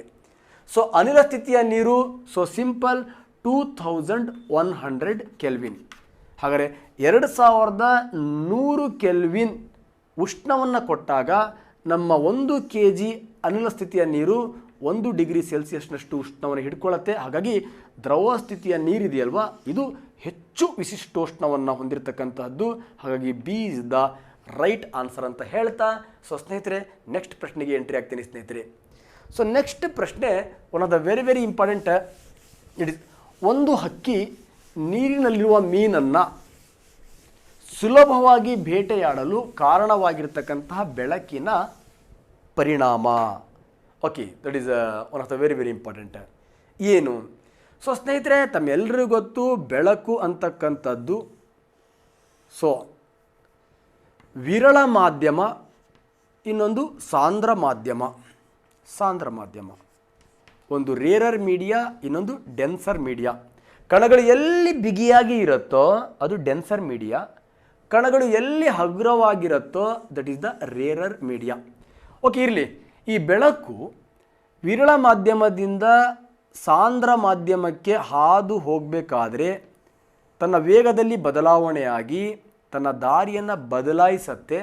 ಇದಕ್ಕೆ ನಾವೇನಂತ ಕರಿತೀವಿ ಬೆಳಕಿನ ವಕ್ರೀಭವನ. ಸೊ ಸ್ನೇಹಿತರೆ ಇಲ್ಲಿ ಬೆಳಕು ವಿರಳ ಮಾಧ್ಯಮದಿಂದ ಸಾಂದ್ರ ಮಾಧ್ಯಮಕ್ಕೆ ಅಥವಾ ಸಾಂದ್ರ ಮಾಧ್ಯಮದಿಂದ ವಿರಳ ಮಾಧ್ಯಮಕ್ಕೆ ಹೋದಾಗ ತನ್ನ ಪಥವನ್ನು ಬದಲಾವಣೆ ಮಾಡುತ್ತೆ. ಇದಕ್ಕೆ ಬೆಳಕಿನ ವಕ್ರೀಭವನ ಅಂತ ಕರಿತೀವಿ. ಈ ಬೆಳಕಿನ ವಕ್ರೀಭವನದ ಒಂದು ವಿದ್ಯಮಾನವೇ ಈ ಒಂದು ಸಂಗತಿಗೆ ಕಾರಣ ಸ್ನೇಹಿತರೆ. ಹೇಗೆ ಸಾರ್? ಇಲ್ಲ ಸ್ನೇಹಿತರೆ, ಸೊ ಸಿಂಪಲ್. ಯಾವುದೇ ಒಂದು ವಸ್ತುವನ್ನು ನಿಮ್ಮ ಮನೆಯಲ್ಲಿ ನೀವು ನೋಡಿರ್ತೀರ. ನೀವು ನಿಮ್ಮ ಮನೆಯಲ್ಲಿ ಯಾವ ಮಾಧ್ಯಮದಲ್ಲಿ ನಿಂತಿರಿದ್ದೀರಿ? ಗಾಳಿ ಅಂದರೆ ದಟ್ ಇಸ್ ದ ವಿರಳ ಮಾಧ್ಯಮದಲ್ಲಿ ನಿಂತಿರಿ ನಿಮ್ಮ ಮನೆಯಲ್ಲಿ. ಸೊ ನಿಮ್ಮ ಮನೆಯ ಒಳಗಡೆ ಒಂದು ತೊಟ್ಟಿ ಇದೆ, ತೊಟ್ಟಿಯಲ್ಲಿ ಚೆಂಬಿದೆ. ಹಾಗಾದರೆ ಚೆಂಬು ಎಲ್ಲಿದೆ? ತೊಟ್ಟಿಯಲ್ಲಿರ್ತಕ್ಕಂಥ ನೀರಲ್ಲಿದೆ. ನೀರು ಯಾವ ಮಾಧ್ಯಮ ಅಂದರೆ ದಟ್ ಇಸ್ ದ ಸಾಂದ್ರ ಮಾಧ್ಯಮ. ನೀರು ಯಾವ ಮಾಧ್ಯಮ? ಸಾಂದ್ರ ಮಾಧ್ಯಮ. ಹಾಗಾಗಿ ಆ ನೀರಲ್ಲಿ ಸಾಂದ್ರ ಮಾಧ್ಯಮದಲ್ಲಿ ಚೆಂಬಿದೆ, ನೀವು ತೊಟ್ಟಿಯ ಹೊರಗಡೆ ಇದ್ದೀರಿ. ಈಗ ನೀವು ತೊಟ್ಟಿಯಲ್ಲಿರ್ತಕ್ಕಂಥ ನೀರಿನ ತೊಟ್ಟಿಯಲ್ಲಿರ್ತಕ್ಕಂಥ ಚೆಂಬನ್ನು ನೋಡಿ, ಚೆಂಬು ಮೇಲಕ್ಕೆ ಬಂದ ಹಾಗೆ ಕಾಣ್ತಾ ಇರುತ್ತೆ. ಹಾಗೆ ಸಿಂಪಲ್. ವಿರಳ ಮಾಧ್ಯಮದಿಂದ ಯಾವುದೇ ಒಂದು ವಸ್ತುವನ್ನು ವಿರಳ ಮಾಧ್ಯಮದಿಂದ ಸಾಂದ್ರ ಮಾಧ್ಯಮದ ಕಡೆ ನೋಡಿದಾಗ ಸಾಂದ್ರ ಮಾಧ್ಯಮದಲ್ಲಿರ್ತಕ್ಕಂಥ ವಸ್ತು ಮೇಲಕ್ಕೆ ಬಂದಂತೆ ಕಾಣುತ್ತದೆ. ಅದೇ ರೀತಿ ಯಾವುದೇ ಒಂದು ವಸ್ತುವನ್ನು ಸಾಂದ್ರ ಮಾಧ್ಯಮದಿಂದ ವಿರಳ ಮಾಧ್ಯಮಕ್ಕೆ ನೋಡಿದಾಗ ಆ ವಸ್ತು ದೂರಕ್ಕೆ ಇದ್ದಂತೆ ಕಾಣುತ್ತದೆ. ಹಾಗಾಗಿ ಒಂದು ಹಕ್ಕಿ ನೀರಿನಲ್ಲಿ, so simple one of the very very important. ಒಂದು ಹಕ್ಕಿ ನೀರಿನಲ್ಲಿ, ಈಗ ನೀರಲ್ಲಿ ಏನಾಗಿದೆ? ಬ್ಯೂಟಿಫುಲ್ ಆಗಿರತಕ್ಕಂತಹ ಮೀನಿದೆ, ನೀರಲ್ಲಿ ಮೀನಿದೆ. ಹಕ್ಕಿ ಏನಾಗಿದೆ? ನಮ್ಮ ಮೇಲ್ಗಡೆ ವಿರಳ ಗಾಳಿಯಲ್ಲಿದೆ. ಹಕ್ಕಿ ದಟ್ ಇಸ್ ಗಾಳಿಯಲ್ಲಿ ಹಕ್ಕಿ ಇದೆ. ಸೊ ಸ್ನೇಹಿತರೆ, ಹಕ್ಕಿ ಗಾಳಿಯಲ್ಲಿ ಇದೆ. ಹಾಗಾದರೆ ಈ ವಿರಳ ಮಾಧ್ಯಮದಿಂದ ಸಾಂದ್ರ ಮಾಧ್ಯಮ ನಮ್ಮ ಹಕ್ಕಿಗೆ ಮೀನೇನಾಗ್ತಾ ಇದೆ? ಮೇಲಕ್ಕೆ ಬಂದ ಹಾಗೆ ಕಾಣ್ತಾ ಇದೆ. ಮೀನಿಗೆ ಹಕ್ಕಿ ಏನಾಗಿದೆ? ತುಂಬ ದೂರಕ್ಕೆ ಇದೆ ಅನ್ನೋ ಹಾಗೆ ಗೋಚರಿಸ್ತಾ ಇದೆ. ಹಾಗಾಗಿ ಇದು ಸಾಂದ್ರ ಮಾಧ್ಯಮದಿಂದ ಆ ಹಕ್ಕಿಯನ್ನು ನೋಡ್ತಾ ಇರಬೇಕಾದ್ರೆ ಈ ಮೀನಿಗೆ ಅನ್ಸತ್ತೆ, ಅಪ್ಪ ಹಕ್ಕಿ ಸಖತ್ ದೂರ ಇದೆ, ನಾನು ಶೇಪ್ ಅಂತ, ನನಗೇನು ಪ್ರಾಬ್ಲಮ್ ಇಲ್ಲ. ಓಕೆ, ಹಕ್ಕಿ ವಿರಳ ಮಾಧ್ಯಮದಿಂದ ಸಾಂದ್ರ ಮಾಧ್ಯಮಕ್ಕೆ ನೋಡ್ತಾ ಇರೋದ್ರಿಂದ ಇದು ಮೀನು ದೂರ ಇದ್ದರೂ ಕೂಡ ಹಕ್ಕಿಗೆ ಏನಾಗ್ತಾ ಇದೆ? ಮೀನು ಮೇಲಕ್ಕೆ ಇದೆ ಅಂತ ಅನ್ನಿಸ್ತಾ ಇದೆ. ಅದಕ್ಕೆ ತುಂಬ ಧೈರ್ಯದಿಂದ ಬ್ಯೂಟಿಫುಲ್ ಆಗಿ ಬಂದು ಈ ಮೀನನ್ನು ರಪ್ ಅಂತ ಎತ್ಕೊಂಡು ಹೋಗುತ್ತೆ. ಪಾಪ ಈ ಸಾಂದ್ರ ಮಾಧ್ಯಮದಲ್ಲಿರ್ತಕ್ಕಂತಹ ಮೀನಿಗೆ ಹಕ್ಕಿ ಹತ್ರ ಬಂದರೂ ಕೂಡ ಪಾಪ ದೂರ ಇದ್ದಂಗೆ ಕಾಣುತ್ತೆ. ಹಕ್ಕಿ ಇದನ್ನು ಬೇಟೆ ಆಡ್ಕೊಂಡು ಹೋಗುತ್ತೆ ಸ್ನೇಹಿತರೆ. ಹಾಗಾಗಿ ಬೆಳಕಿನ ವಕ್ರೀಭವನ ಈ ಒಂದು ಪರಿಣಾಮದ ಆಧಾರದ ಮೇಲೆ ಹಕ್ಕಿಗಳು ಆ ನೀರಲ್ಲಿರ್ತಕ್ಕಂತಹ ಮೀನುಗಳನ್ನು ಏನು ಮಾಡುತ್ತೆ? ಬೇಟೆ ಆಡುತ್ತೆ ಸ್ನೇಹಿತರೆ. ಮತ್ತೆ ವಕ್ರೀಭವನದ ಮೇಲೆ ಏನೇನು ಕ್ವಶನ್ ಬರ್ಬೋದು? ದಟ್ ಇಸ್ ನಕ್ಷತ್ರಗಳ ಹೊಳಿಲಿಕ್ಕೆ ಅಥವಾ ನಕ್ಷತ್ರಗಳ ಹೊಳಪಿಗೆ ಕಾರಣ ದಟ್ ಇಸ್ ವಕ್ರೀಭವನ ಸ್ನೇಹಿತರೆ. ನೆಕ್ಸ್ಟ್ ಸೂರ್ಯೋಸ್ತ ಅಂದರೆ ಏನು? ಸೂರ್ಯೋದಯ ಇದೆ, ಸೂರ್ಯೋದಯದ 2 ನಿಮಿಷದ ನಂತರ ಸೂರ್ಯ ಗೋಚರಿಸಲು ದಟ್ ಇಸ್ ಬೆಳಕಿನ ವಕ್ರೀಭವನ. ಸೂರ್ಯಾಸ್ತಮದ ನಂತರ 2 ನಿಮಿಷದ ನಂತರ ಸೂರ್ಯ ಮುಳುಗಲು ದಟ್ ಇಸ್ ದ ಬೆಳಕಿನ ವಕ್ರೀಭವನ. ಸೊ ಸ್ನೇಹಿತರೆ, ನೆಕ್ಸ್ಟ್ ಇದೆ ದಟ್ ಇಸ್ ಬೆಳಕಿನ ಪ್ರತಿಫಲನ. ಇದೇನು? ಸೊ ಬೆಳಕು ಯಾವುದೇ ಒಂದು ವಸ್ತುವಿನ ಮೇಲೆ ಬಿದ್ದಾಗ ಅದು ಮತ್ತೆ ತನ್ನ ಮಾಧ್ಯಮಕ್ಕೆ ಅಂದರೆ ಒಂದು ಮಾಧ್ಯಮದಲ್ಲಿರ್ತಕ್ಕಂಥ ಬೆಳಕು ವಸ್ತುವಿನ ಮೇಲೆ ಬಿದ್ದು ಅದೇ ಮಾಧ್ಯಮಕ್ಕೆ ಹಿಂದಿರುಗ್ತಕ್ಕಂಥದ್ದಕ್ಕೆ ಏನಂತ ಕರಿತೀವಿ? ಪ್ರತಿಫಲನ ಅಂತ ಕರಿತೀವಿ. ಈ ಪ್ರತಿಫಲನ ಇರೋದ್ರಿಂದಲೇ ನಮಗೆ ಈ ಬಣ್ಣದ ದಟ್ ಇಸ್ ಜಗತ್ತು ಗೋಚರಿಸ್ತಾ ಇರ್ತಕ್ಕಂಥದ್ದು ಸ್ನೇಹಿತರೆ. ಏನು ನಾವು ವಸ್ತುಗಳನ್ನು ನೋಡ್ತೀವಲ್ವಾ? ಸೊ ನನ್ನ ಕಣ್ಣು, ಸೊ ಬೆಳಕು ವಸ್ತುವಿನ ಮೇಲೆ ಬಿದ್ದು ಅದು ವಾಪಸ್ ನನ್ನ ಕಣ್ಣಿಗೆ ಬಂದಾಗ ಆ ವಸ್ತು ಗೋಚರಿಸ್ತದೆ ಸ್ನೇಹಿತರೆ. ಹಾಗಾಗಿ ಈ ಬೆಳಕಿನ ಪ್ರತಿಫಲ, ಈ ಒಂದು ಬೆಳಕಿನ ವಿದ್ಯಮಾನದಿಂದ ನಾವು ಕಣ್ಣನ್ನು ಪಡ್ಕೊಂಡು ವಸ್ತುಗಳನ್ನು ನೋಡ್ತಕ್ಕಂಥ ಒಂದು ಸೌಭಾಗ್ಯ ಭಗವಂತ ಕರುಣಿಸಿದ್ದಾನೆ ಸ್ನೇಹಿತರೆ. ಇಲ್ಲಿ ವಿವಿಧ ರೀತಿಯ ಬಣ್ಣಗಳನ್ನು ನಾವು ಕೂಡ ಪ್ರತಿಫಲನದಿಂದಲೇ ನೋಡ್ತೀವಿ. ನೆಕ್ಸ್ಟ್ ಚದುರಿಕೆ, one of the very very important. ಈ ಎರಡು ನಮ್ಮ ಕಾಂಪಿಟೇಟಿವ್ ಎಕ್ಸಾಮಲ್ಲಿ ಹುಡುಗರಿಗೆ ಕನ್ಫ್ಯೂಸ್ ಹೊಡಿತಾ ಇರುತ್ತೆ. ಒಂದು ಚದುರಿಕೆ, ಇನ್ನೊಂದು ಹರಡುವಿಕೆ. ಸೊ ಚದುರುವಿಕೆಗೆ ಏನಂತ ಕರಿತೀವಿ ನಾವು? ಸ್ಕ್ಯಾಟರಿಂಗ್ ಅಂತ ಕರಿತೀವಿ ಸ್ನೇಹಿತರೆ, ಸ್ಕ್ಯಾಟರಿಂಗ್. ಹರಡುವಿಕೆಗೆ ದಟ್ ಇಸ್ ದ ಡಿಸ್ಪರ್ಷನ್ ಅಂತ ಕರಿತೀವಿ, ಡಿಸ್ಪರ್ಷನ್. ಹಾಗೆ ಏನು ಸರ್ ಹರಡುವಿಕೆ ಆ್ಯಂಡ್ ಚದುರುವಿಕೆಗೆ ಏನು ಡಿಫ್ರೆನ್ಸ್ ಇದೆ? ಸೊ ಏನು ಡಿಫ್ರೆನ್ಸ್ ಇಲ್ಲ ಸ್ನೇಹಿತರೆ. ಒಂದು ಪಟ್ಟಕವನ್ನು ತಗೊಳ್ಳಿ, ಪಟ್ಟಕ. ಈ ಪಟ್ಟಕದ ಮೂಲಕ ಬಿಳಿಯ ಬೆಳಕನ್ನು ಹಾಯಿಸಿ. ತಮ್ಮೆಲ್ಲರಿಗೂ ಗೊತ್ತು, ನಮ್ಮ ನ್ಯೂಟನ್ 7 ಬಣ್ಣ ಸೇರಿ ಬಿಳಿಯ ಬಣ್ಣವಾಗಿದೆ. ಹಾಗೆ ಈ ಬಿಳಿಯ ಬಣ್ಣವನ್ನು ಹೊಂದಿರತಕ್ಕಂತಹ ಬಿಳಿಯ ಬೆಳಕು ಪಟ್ಟಕದ ಮೂಲಕ ಹಾದು ಹೋಗಬೇಕಾದ್ರೆ 7 ಬಣ್ಣಗಳಾಗಿ ಹೊಡೆಯುತ್ತೆ ಸ್ನೇಹಿತರೆ. ಆ 7 ಬಣ್ಣಗಳ ಸರಣಿಗೆ ನಾವೇನಂತ ಕರಿತೀವಿ ಅಂದರೆ ದಟ್ ಇಸ್ ವಿಬ್ ದಟ್ ಇಸ್ ಗಯಾರ್ ಅಂತ ಕರಿತೀವಿ. ಈ ಕಡೆ ಎಡ್ಜಲ್ಲಿ ದಟ್ ಇಸ್ ಕೆಂಪು ಬಣ್ಣ, ಈ ಕಡೆ ಎಡ್ಜಲ್ಲಿ ದಟ್ ಇಸ್ ದ ನೇರಳೆ ಬಣ್ಣ. ಸೊ ಸ್ನೇಹಿತರೆ, ಸಿಂಪಲ್. ಬಿಳಿಯ ಬೆಳಕು ಪಟ್ಟಕದ ಮೂಲಕ ಹಾಯಿಸಿದಾಗ 7 ಅದರ ಘಟಕ ಬಣ್ಣಗಳಾಗಿ ಡಿವೈಡ್ ಆಗತ್ತೆ, ಅದರ ಘಟಕ ಬಣ್ಣಗಳಾಗಿ ಹರಡುತ್ತದೆ. That is the dispersion. ನಾವು ಒಂದು ಬ್ಯೂಟಿಫುಲ್ ಫ್ರೆಂಡ್ಸ್ ಗ್ರೂಪ್ ಹೋದ್ವಿ, ಯಾವುದೋ ಒಂದು ಸರ್ಕಲಲ್ಲಿ ಟೀ ಕುಡಿದ್ವಿ, ಪಾರ್ಟಿ ಮಾಡಿದ್ವಿ. ಆಮೇಲೆ ಆ ಫ್ರೆಂಡ್ಸ್ ಗ್ರೂಪ್ ಏನಾದ್ವು, ಅವ್ರವ್ರ ಮನೆಗೆ ಏನಾದ್ವಿ, ಮಗ ಡಿಸ್ಪರ್ಸನ್ ಆಗೋಣ ಅಂದರೆ ಅವ್ರವ್ರ ಮನೆಗೆ ಹೋದ್ವಿ. ಹಾಗಾದರೆ ಸಿಂಪಲ್, ಒಂದು ಬಿಳಿಯ ಬಣ್ಣ ತನ್ನ ಘಟಕಗಳನ್ನು ಬೇರೆ ಬೇರೆ ಮಾಡ್ತಕ್ಕಂಥದ್ದಕ್ಕೆ ಏನಂತ ಕರಿತೀವಿ ನಾವು, ದಟ್ ಈಸ್ ದ ಡಿಸ್ಪರ್ಸನ್ ಅಂತ ಕರಿತೀವಿ. ಈ ಡಿಸ್ಪರ್ಸನ್ ಎಂಬ ವಿದ್ಯಮಾನದ ಮೂಲಕನೇ ನಮಗೆ ಕಾಮನ ಬಿಲ್ಲು ಗೋಚರಿಸ್ತಕ್ಕಂಥದ್ದು ಸ್ನೇಹಿತರೆ. ಹಾಗಾದರೆ ಕಾಮನ ಬಿಲ್ಲು ಉಂಟಾಗಲಿಕ್ಕೆ ಕಾರಣವಾಗಿರ್ತಕ್ಕಂಥ ಒಂದು ಬೆಳಕಿನ ಪರಿಣಾಮ ಯಾವುದಪ್ಪ ಅಂದರೆ ದಟ್ ಈಸ್ ದ ಬೆಳಕಿನ ಹರಡುವಿಕೆ. ಈಗ ನೋಡಿ, ಈ ಬಿಳಿಯ ಬೆಳಕು ಪಟ್ಟಕದ ಮೂಲಕ ಹಾಯಿಸಿದಾಗ 7 ಬಣ್ಣಗಳಾಗಿ ಬಂತು. ಈ 7 ಬಣ್ಣಗಳಲ್ಲಿ ಒಂದು ಬಣ್ಣ ಯಾವುದಾದ್ರೂ ಇರಲಿ, ಅದು ನೀಲಿನಾದರೂ ಆಗಿರಲಿ, ಅದು ಕೆಂಪಾದರೂ ಆಗಿರಲಿ. ಹಾಗಾದರೆ ಈ ಕೆಂಪು ಬಣ್ಣ ಬರಬೇಕಾದ್ರೆ ನಮ್ಮ ವಾತಾವರಣದಲ್ಲಿರ್ತಕ್ಕಂಥ ಸಣ್ಣ ಸಣ್ಣ ಕಣಗಳು ಈ ಕೆಂಪು ಬಣ್ಣವನ್ನು ಮಾತ್ರ ಏನು ಮಾಡ್ತವೆ, ದಟ್ ಈಸ್ ಚದುರಿಸ್ತವೆ. That is scattering of light. ಹಾಗಾದರೆ ನೀಲಿ ಬಣ್ಣ ಬಂತು ಅಂದರೆ ವಾತಾವರಣದಲ್ಲಿರ್ತಕ್ಕಂಥ ಕಣಗಳು ದಟ್ ಈಸ್ ನೀಲಿ ಬಣ್ಣವನ್ನು ಮಾತ್ರ ಏನು ಮಾಡ್ತವೆ, ಚದುರಿಸ್ತವೆ. ಹಾಗಾದರೆ ಒಂದೇ ರೀತಿಯ ಬಣ್ಣವನ್ನು ನಮ್ಮ ಮಾಧ್ಯಮದಲ್ಲಿರ್ತಕ್ಕಂಥ ಕಣಗಳು ಚದುರಿಸ್ತಕ್ಕಂಥದ್ದಕ್ಕೆ ಏನಂತ ಕರಿತೀವಿ, that is scattering of light ಅಂತ ಕರಿತೀವಿ ಸ್ನೇಹಿತರೆ. ಹಾಗಾಗಿ ರಾತ್ರಿ ಅಂದರೆ ಸಂಜೆ ಹೊತ್ತಲ್ಲಿ ಆಕಾಶ ಕೆಂಪಗೆ ಕಾಣಲು that is scattering of light. ಮಧ್ಯಾಹ್ನದ ಹೊತ್ತಲ್ಲಿ ಆಕಾಶ ನೀಲಿ ಕಾಣಲು ದಟ್ ಇಸ್ ಬೆಳಕಿನ ಚದುರುವಿಕೆ. ಹಾಗಾದರೆ ಸಿಂಪಲ್, ಒಂದು ಬಿಳಿಯ ಬೆಳಕು 7 ಬಣ್ಣಗಳಾಗಿ ಹೊಡಿತಕ್ಕಂಥದ್ದು ಡಿಸ್ಪರ್ಸನ್, ಅದರ ಘಟಕಾಂಶಗಳು ಬೇರೆ ಆಗ್ತಕ್ಕಂಥದ್ದು ಡಿಸ್ಪರ್ಸನ್. ಒಂದೇ ಬಣ್ಣದ ಬೆಳಕು ಮಾಧ್ಯಮದಲ್ಲಿರ್ತಕ್ಕಂಥ ಕಣಗಳ ಮೂಲಕ ಹರಡ್ಕೊಳ್ತಕ್ಕಂಥದ್ದು ದಟ್ ಈಸ್ ದ ಸ್ಕ್ಯಾಟರಿಂಗ್ ಅಂತ ಹೇಳ್ತಾ, ಹಾಗಾದರೆ ಇಲ್ಲಿ ಸಿಂಪಲ್ ಕ್ವಶನ್ ಸ್ನೇಹಿತರೆ, ನಿಮಗೆ ಚದುರುವಿಕೆ ಹರಡುವಿಕೆ ಎಲ್ಲವೂ ಕ್ಲಿಯರ್ ಮಾಡಿದ್ದೀನಿ ಅಂತ ಅನ್ಕೋತೀನಿ. ಮತ್ತು ಲೈಟ್ ಪಾಠವನ್ನು ನಿಮ್ಮ ಜೊತೆ ಎಕ್ಸ್ಪ್ಲನೇಷನ್ ಮಾಡ್ತೀನಿ. ನೆಕ್ಸ್ಟ್ ಕ್ವಶನ್ಗೆ ಎಂಟ್ರಿ ಆಗ್ತೀನಿ ಸ್ನೇಹಿತರೆ. ಸೊ ನೆಕ್ಸ್ಟ್ ಪ್ರಶ್ನೆ, ದಟ್ ಈಸ್ ಇವುಗಳಲ್ಲಿ ಯಾವುದು ಯಾಂತ್ರಿಕ ತರಂಗವಾಗಿದೆ, ಮೆಕ್ಯಾನಿಕಲ್ಸ್. ಸೊ ಸಿಂಪಲ್ ಎಕ್ಸಾಂಪಲ್, ಈಗ ನಮ್ಮ ಸೂರ್ಯನಿದ್ದಾನೆ. ಸೊ ಸಿಂಪಲ್, ಸೂರ್ಯನಿಂದ ಇದು ಸೂರ್ಯ, ಇದು ಭೂಮಿ. ಸೊ ಭೂಮಿಯ ಮೇಲೆ ವಾತಾವರಣ.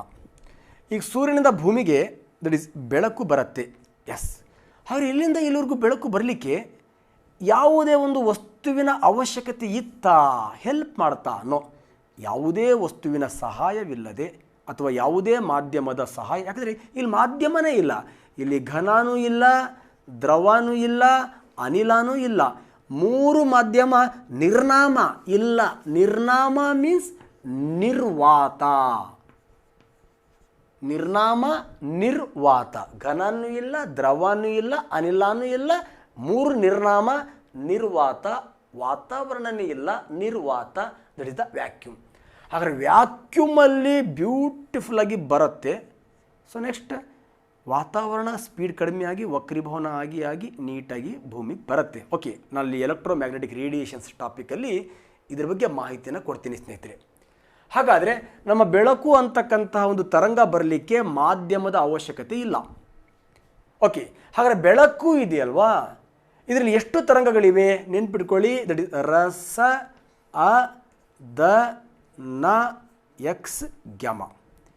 ಹಾಗಾದರೆ ಸಿಂಪಲ್, ಬೆಳಕು ದಟ್ ಇಸ್ ದ ಗೋಚರ ಬೆಳಕು, ದೃಕ್ ಗೋಚರ ಬೆಳಕು.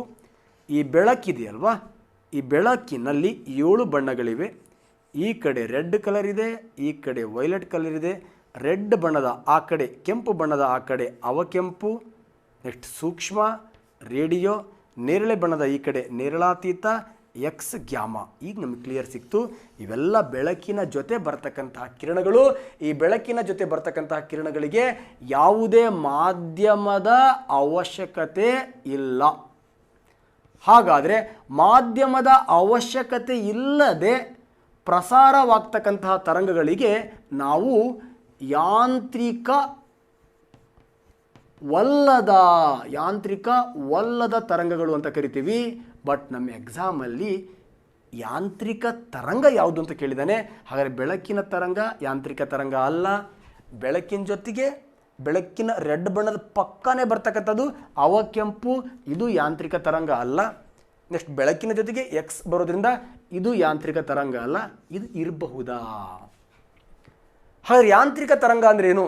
ಯಾವುದೇ ಒಂದು ಮಾಧ್ಯಮದ ಸಹಾಯದಿಂದ ಪ್ರಸಾರ ಆಗ್ತಕ್ಕಂಥ ತರಂಗಗಳಿಗೆ ನಾವಂತ ಕರಿತೀವಿ ಯಾಂತ್ರಿಕ ತರಂಗಗಳು ಅಂತ ಕರಿತೀವಿ ಸ್ನೇಹಿತರೆ. ಹಾಗಾದರೆ ಶಬ್ದ ನೋಡ್ಕೊಂಬಿಡೋಣ ನಾವು, ಸಿಂಪಲ್. ಓಕೆ, ಈಗ ನಾನು ಹುಡುಗಿಯನ್ನು ಕರ್ಕೊಂಡು ನಾನು ಬ್ಯೂಟಿಫುಲ್ ಚಂದ್ರಗ್ರಹದ ಮೇಲೆ ಹೋಗ್ತೀನಿ, ಚಂದ್ರ ಉಪಗ್ರಹದ ಮೇಲೆ ಹೋಗ್ತೀನಿ, ನಮ್ಮ ನೈಸರ್ಗಿಕ ಉಪಗ್ರಹ ಚಂದ್ರನ ಮೇಲೆ ಹೋಗ್ಬಿಟ್ಟು ನನ್ನ ಹುಡುಗಿಯನ್ನು ನಿಲ್ಲಿಸ್ಕೊಂಡು ನನ್ನ ಹೃದಯದ ಎಲ್ಲ ಮಾತನ್ನು ಹೇಳ್ತಿರ್ತೀನಿ, ದುಃಖದ ಮಾತುಗಳನ್ನು. ಪಾಪ ನನ್ನ ಹುಡುಗಿ ನಗ್ತಾನೇ ಇರ್ತಾಳೆ. ಯಾಕೆ ನಗ್ತಾ ಇರ್ತಾಳೆ ಅಂದರೆ ನನ್ನ ಹುಡುಗಿಗೆ ನಾನು ಏನು ಹೇಳಿದ್ರೂ ಕೇಳಿಸ್ತಾ ಇರಲ್ಲ. ಯಾಕೆ ಕೇಳಿಸ್ತಾ ಇರಲ್ಲ ಅಂದರೆ ಚಂದ್ರನ ಮೇಲೆ ವಾತಾವರಣ ಇಲ್ಲ. ಹಾಗಾದರೆ ವಾತಾವರಣ ಇಲ್ಲ ಮೀನ್ಸ್ ಮಾಧ್ಯಮ ಇಲ್ಲ. ಶಬ್ದ ಮಾಧ್ಯಮದ ಮೂಲಕ ಪ್ರಸಾರ ಆಗತ್ತೆ. ಹಾಗಾಗಿ ಶಬ್ದ ಅಂತಕ್ಕಂಥದ್ದು ಮೆಕ್ಯಾನಿಕಲ್ ವೇವ್ಸ್. ಯಾವ ತರಂಗಗಳು ಮಾಧ್ಯಮದ ಮೂಲಕ ಪ್ರಸಾರ ಆಗ್ತಾವೋ ಆ ತರಂಗಗಳನ್ನು ನಾವೇನಂತ ಕರಿತೀವಿ? ಯಾಂತ್ರಿಕ ತರಂಗಗಳು ಅಂತ ಕರಿತೀವಿ. ಹಾಗಾದರೆ ಮಾಧ್ಯಮ ಘನ ಮಾಧ್ಯಮ, ಕಣಗಳು ಬಿಗಿಯಾಗಿರುತ್ತೆ. ದ್ರವ ಮಾಧ್ಯಮ, ಕಣಗಳು ಸಡಿಲವಾಗಿ ಇರುತ್ತೆ. ಅನಿಲ ಮಾಧ್ಯಮ, ಕಣಗಳು ಸ್ವತಂತ್ರವಾಗಿ ಇರುತ್ತೆ. ಈಗ ನಾನು ಶಬ್ದವನ್ನು ಕೊಡ್ತೀನಿ, ಪಕ್ಕನಿದ್ದಾರೆ, ಟಕ ಟಕ. ಹಾಗಾದರೆ ಶಬ್ದದ ವೇಗ ಏನಾಯಿತು? ಜಾಸ್ತಿ ಆಯಿತು. ಈಗ ನಾನು ದ್ರವ ಮಾಧ್ಯಮಕ್ಕೆ ಶಬ್ದವನ್ನು ಕೊಡ್ತೀನಿ, ಇದು ಶಬ್ದ ಹೀರ್ಕೊಂಡು ಮೂವ್ ಆಗಬೇಕಲ್ವಾ, ಸ್ವಲ್ಪ ಟೈಮ್ ಕಿಲ್ಲಾಯಿತು. ಶಬ್ದ ಹೀರ್ಕೊಂಡು ಮೂವ್ ಆಗಬೇಕಲ್ವಾ, ದಟ್ ಇಸ್ ಟೈಮ್ ಕಿಲ್ಲಾಯಿತು. ಈಗ ಅನಿಲ ಮಾಧ್ಯಮಕ್ಕೆ ನಾನು ಶಬ್ದವನ್ನು ಕೊಡ್ತೀನಿ, ಇದು ಶಬ್ದವನ್ನು ಹೇಳ್ಕೊಂಡು ಓಡೋಡಿ ಹೋಗಿ ಇದಕ್ಕೆ ಕೊಡುತ್ತೆ, ಇಲ್ಲಿ ಸಮಯ ಮತ್ತೆ ಲೇಟ್ ಆಯಿತು. ಇದು ಶಬ್ದವನ್ನು ಹೀರ್ಕೊಂಡು ಮತ್ತೆ ಓಡೋಡಿ ಹೋಗಿ ಇದಕ್ಕೆ ಕೊಡುತ್ತೆ. ಸೊ ಸಿಂಪಲ್ ಸ್ನೇಹಿತರೆ, ಅನಿಲ ಮಾಧ್ಯಮದಲ್ಲಿ ಶಬ್ದದ ವೇಗ ಕಡಿಮೆ, ಅದಕ್ಕಿಂತ ಹೆಚ್ಚು ದ್ರವ ಮಾಧ್ಯಮದಲ್ಲಿ, ಅದಕ್ಕಿಂತ ಹೆಚ್ಚು ಘನ ಮಾಧ್ಯಮದಲ್ಲಿ ಮತ್ತಷ್ಟು ಗಟ್ಟಿ ಇರತಕ್ಕಂತಹ ಸಾಂದ್ರತೆಯನ್ನು ಹೊಂದಿರತಕ್ಕಂಥ ವಸ್ತುಗಳಲ್ಲಿ ಶಬ್ದದ ವೇಗ ಏನಾಗಿರುತ್ತೆ? ಜಾಸ್ತಿ ಇರುತ್ತೆ. ಈ ಬ್ಯೂಟಿಫುಲ್ ಶಬ್ದ ಅಂತಕ್ಕಂಥದ್ದು ಒಂದು ಕಡೆಯಿಂದ ಇನ್ನೊಂದು ಕಡೆ ಪ್ರಸಾರ ಆಗಬೇಕಪ್ಪ ಅಂದರೆ ದಟ್ ಈಸ್ ಘನ, ದ್ರವ, ಅನಿಲ ಮೀನ್ಸ್ ಈ ಕಣಗಳು, ಈ ಮಾಧ್ಯಮದ ಅವಶ್ಯಕತೆ ಇದೆ ಸ್ನೇಹಿತರೆ. ಈ ಕಣಗಳು ಘನ, ದ್ರವ, ಅನಿಲ, ಮಾಧ್ಯಮ ಇಲ್ಲ ಅಂದರೆ ಶಬ್ದ ಪ್ರಸಾರ ಆಗಲ್ಲ. ಹಾಗಾದರೆ ಮಾಧ್ಯಮದ ಮೂಲಕ ಪ್ರಸಾರ ಆಗ್ತಕ್ಕಂತಹ ಈ ಶಬ್ದ ತರಂಗವನ್ನು ನಾವು ಯಾಂತ್ರಿಕ ತರಂಗ ಅಂತ ಕರಿತೀವಿ. That is B is right answer ಸ್ನೇಹಿತರೆ. ಸೊ ಸ್ನೇಹಿತರೆ, next one of the very important question. ಹೂವುಗಳನ್ನು ಅರಳಿಸುವ ಸಸ್ಯ ಹಾರ್ಮೋನ್ ಯಾವುದು? ಸಸ್ಯ ಹಾರ್ಮೋನ್, ಪ್ಲ್ಯಾಂಟ್ ಹಾರ್ಮೋನ್ಸ್ಗಳು. ಸೊ ಸ್ನೇಹಿತರೆ, ಇದೇ ಒಂದು ಕ್ಲಾಸ್ ಮಾಡಬೇಕು, ಸಿಂಪಲ್ಲಾಗಿ ಹೇಳಿಬಿಡ್ತೀನಿ ಸ್ನೇಹಿತರೆ ಇಲ್ಲಿ. ಸೊ ಸಿಂಪಲ್, ಈ ಸಸ್ಯ ಹಾರ್ಮೋನ್ಗಳಿದೆಯಲ್ವಾ, ಪ್ಲ್ಯಾಂಟ್ ಹಾರ್ಮೋನ್ಸ್, ಸಸ್ಯ ಹಾರ್ಮೋನ್ಸ್, ಸಸ್ಯಗಳನ್ನು ನಾವು ಫೈಟೋ ಅಂತ ಕರಿತೀವಿ. ಹಾಗಾಗಿ ಇದಕ್ಕೆ ಇನ್ನೊಂದು ಹೆಸರು, that is the phyto hormones. ಕೇಳ್ಬೋದು ನಿಮಗೆ, ಫೈಟೋ ಹಾರ್ಮೋನ್ಸ್. ಫೈಟಾ ಮೀನ್ಸ್ ಸಸ್ಯ.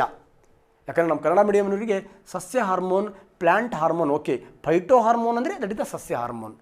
ಹಾಗಾದರೆ ಸಿಂಪಲ್, ಸಸ್ಯದ ಬೆಳವಣಿಗೆಯನ್ನು, ಸೊ ಸಿಂಪಲ್, ಸಸ್ಯದ ಬೆಳವಣಿಗೆ, ಆ ಬೆಳವಣಿಗೆಯನ್ನು ಹೆಚ್ಚಿಸ್ತಕ್ಕಂಥ ಹಾರ್ಮೋನುಗಳು ಇವೆ. ಆ ಬೆಳವಣಿಗೆಯನ್ನು ಕುಂಠಿತಗೊಳಿಸ್ತಕ್ಕಂಥ ಹಾರ್ಮೋನು ಕೂಡ ಇದೆ. ಹಾಗಾದರೆ ಸಿಂಪಲ್, ಬೆಳವಣಿಗೆಯನ್ನು ಹೆಚ್ಚಿಸ್ತಕ್ಕಂಥ ಹಾರ್ಮೋನ್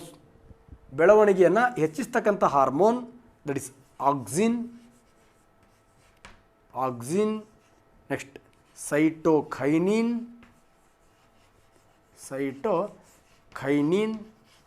ನೆಕ್ಸ್ಟ್ ಜಿಬ್ಬರ್ಲಿನ್.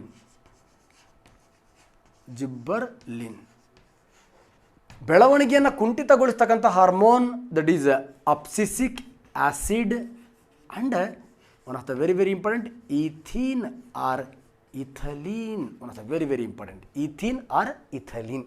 ಈಥೀನ್ನ IUPAC ನೇಮೇ ಇಥಲೀನ್.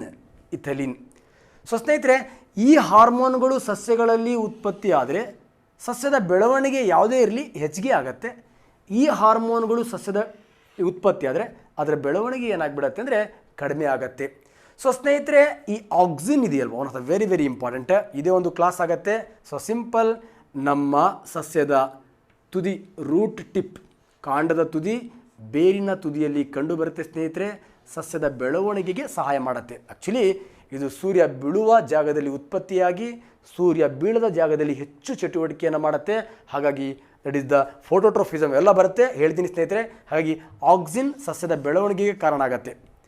ಆಕ್ಸಿನ್ ಎಲ್ಲಿರುತ್ತೋ ಅಲ್ಲೇ ನಮ್ಮ ಸೈಟೋಕೈನಿನ್ ನೋಡಿ, ಸೈಟೋ ಅಂದರೆ ಸೆಲ್, ಕೈನಿನ್ ಅಂದರೆ ದಟ್ ಇಸ್ ಡಿವಿಷನ್. ಹಾಗಾಗಿ ನಮ್ಮ ಸಸ್ಯಗಳ ಜೀವಕೋಶ ವಿಭಜನೆ ಆಗುವ ಪ್ರಮಾಣವನ್ನು ಜಾಸ್ತಿ ಮಾಡ್ತಕ್ಕಂಥ ಸಸ್ಯ ಹಾರ್ಮೋನ್ ಯಾವುದಪ್ಪ ಅಂದರೆ ದಟ್ ಈಸ್ ದ ಸೈಟೋಕೈನಿನ್ ಸ್ನೇಹಿತರೆ.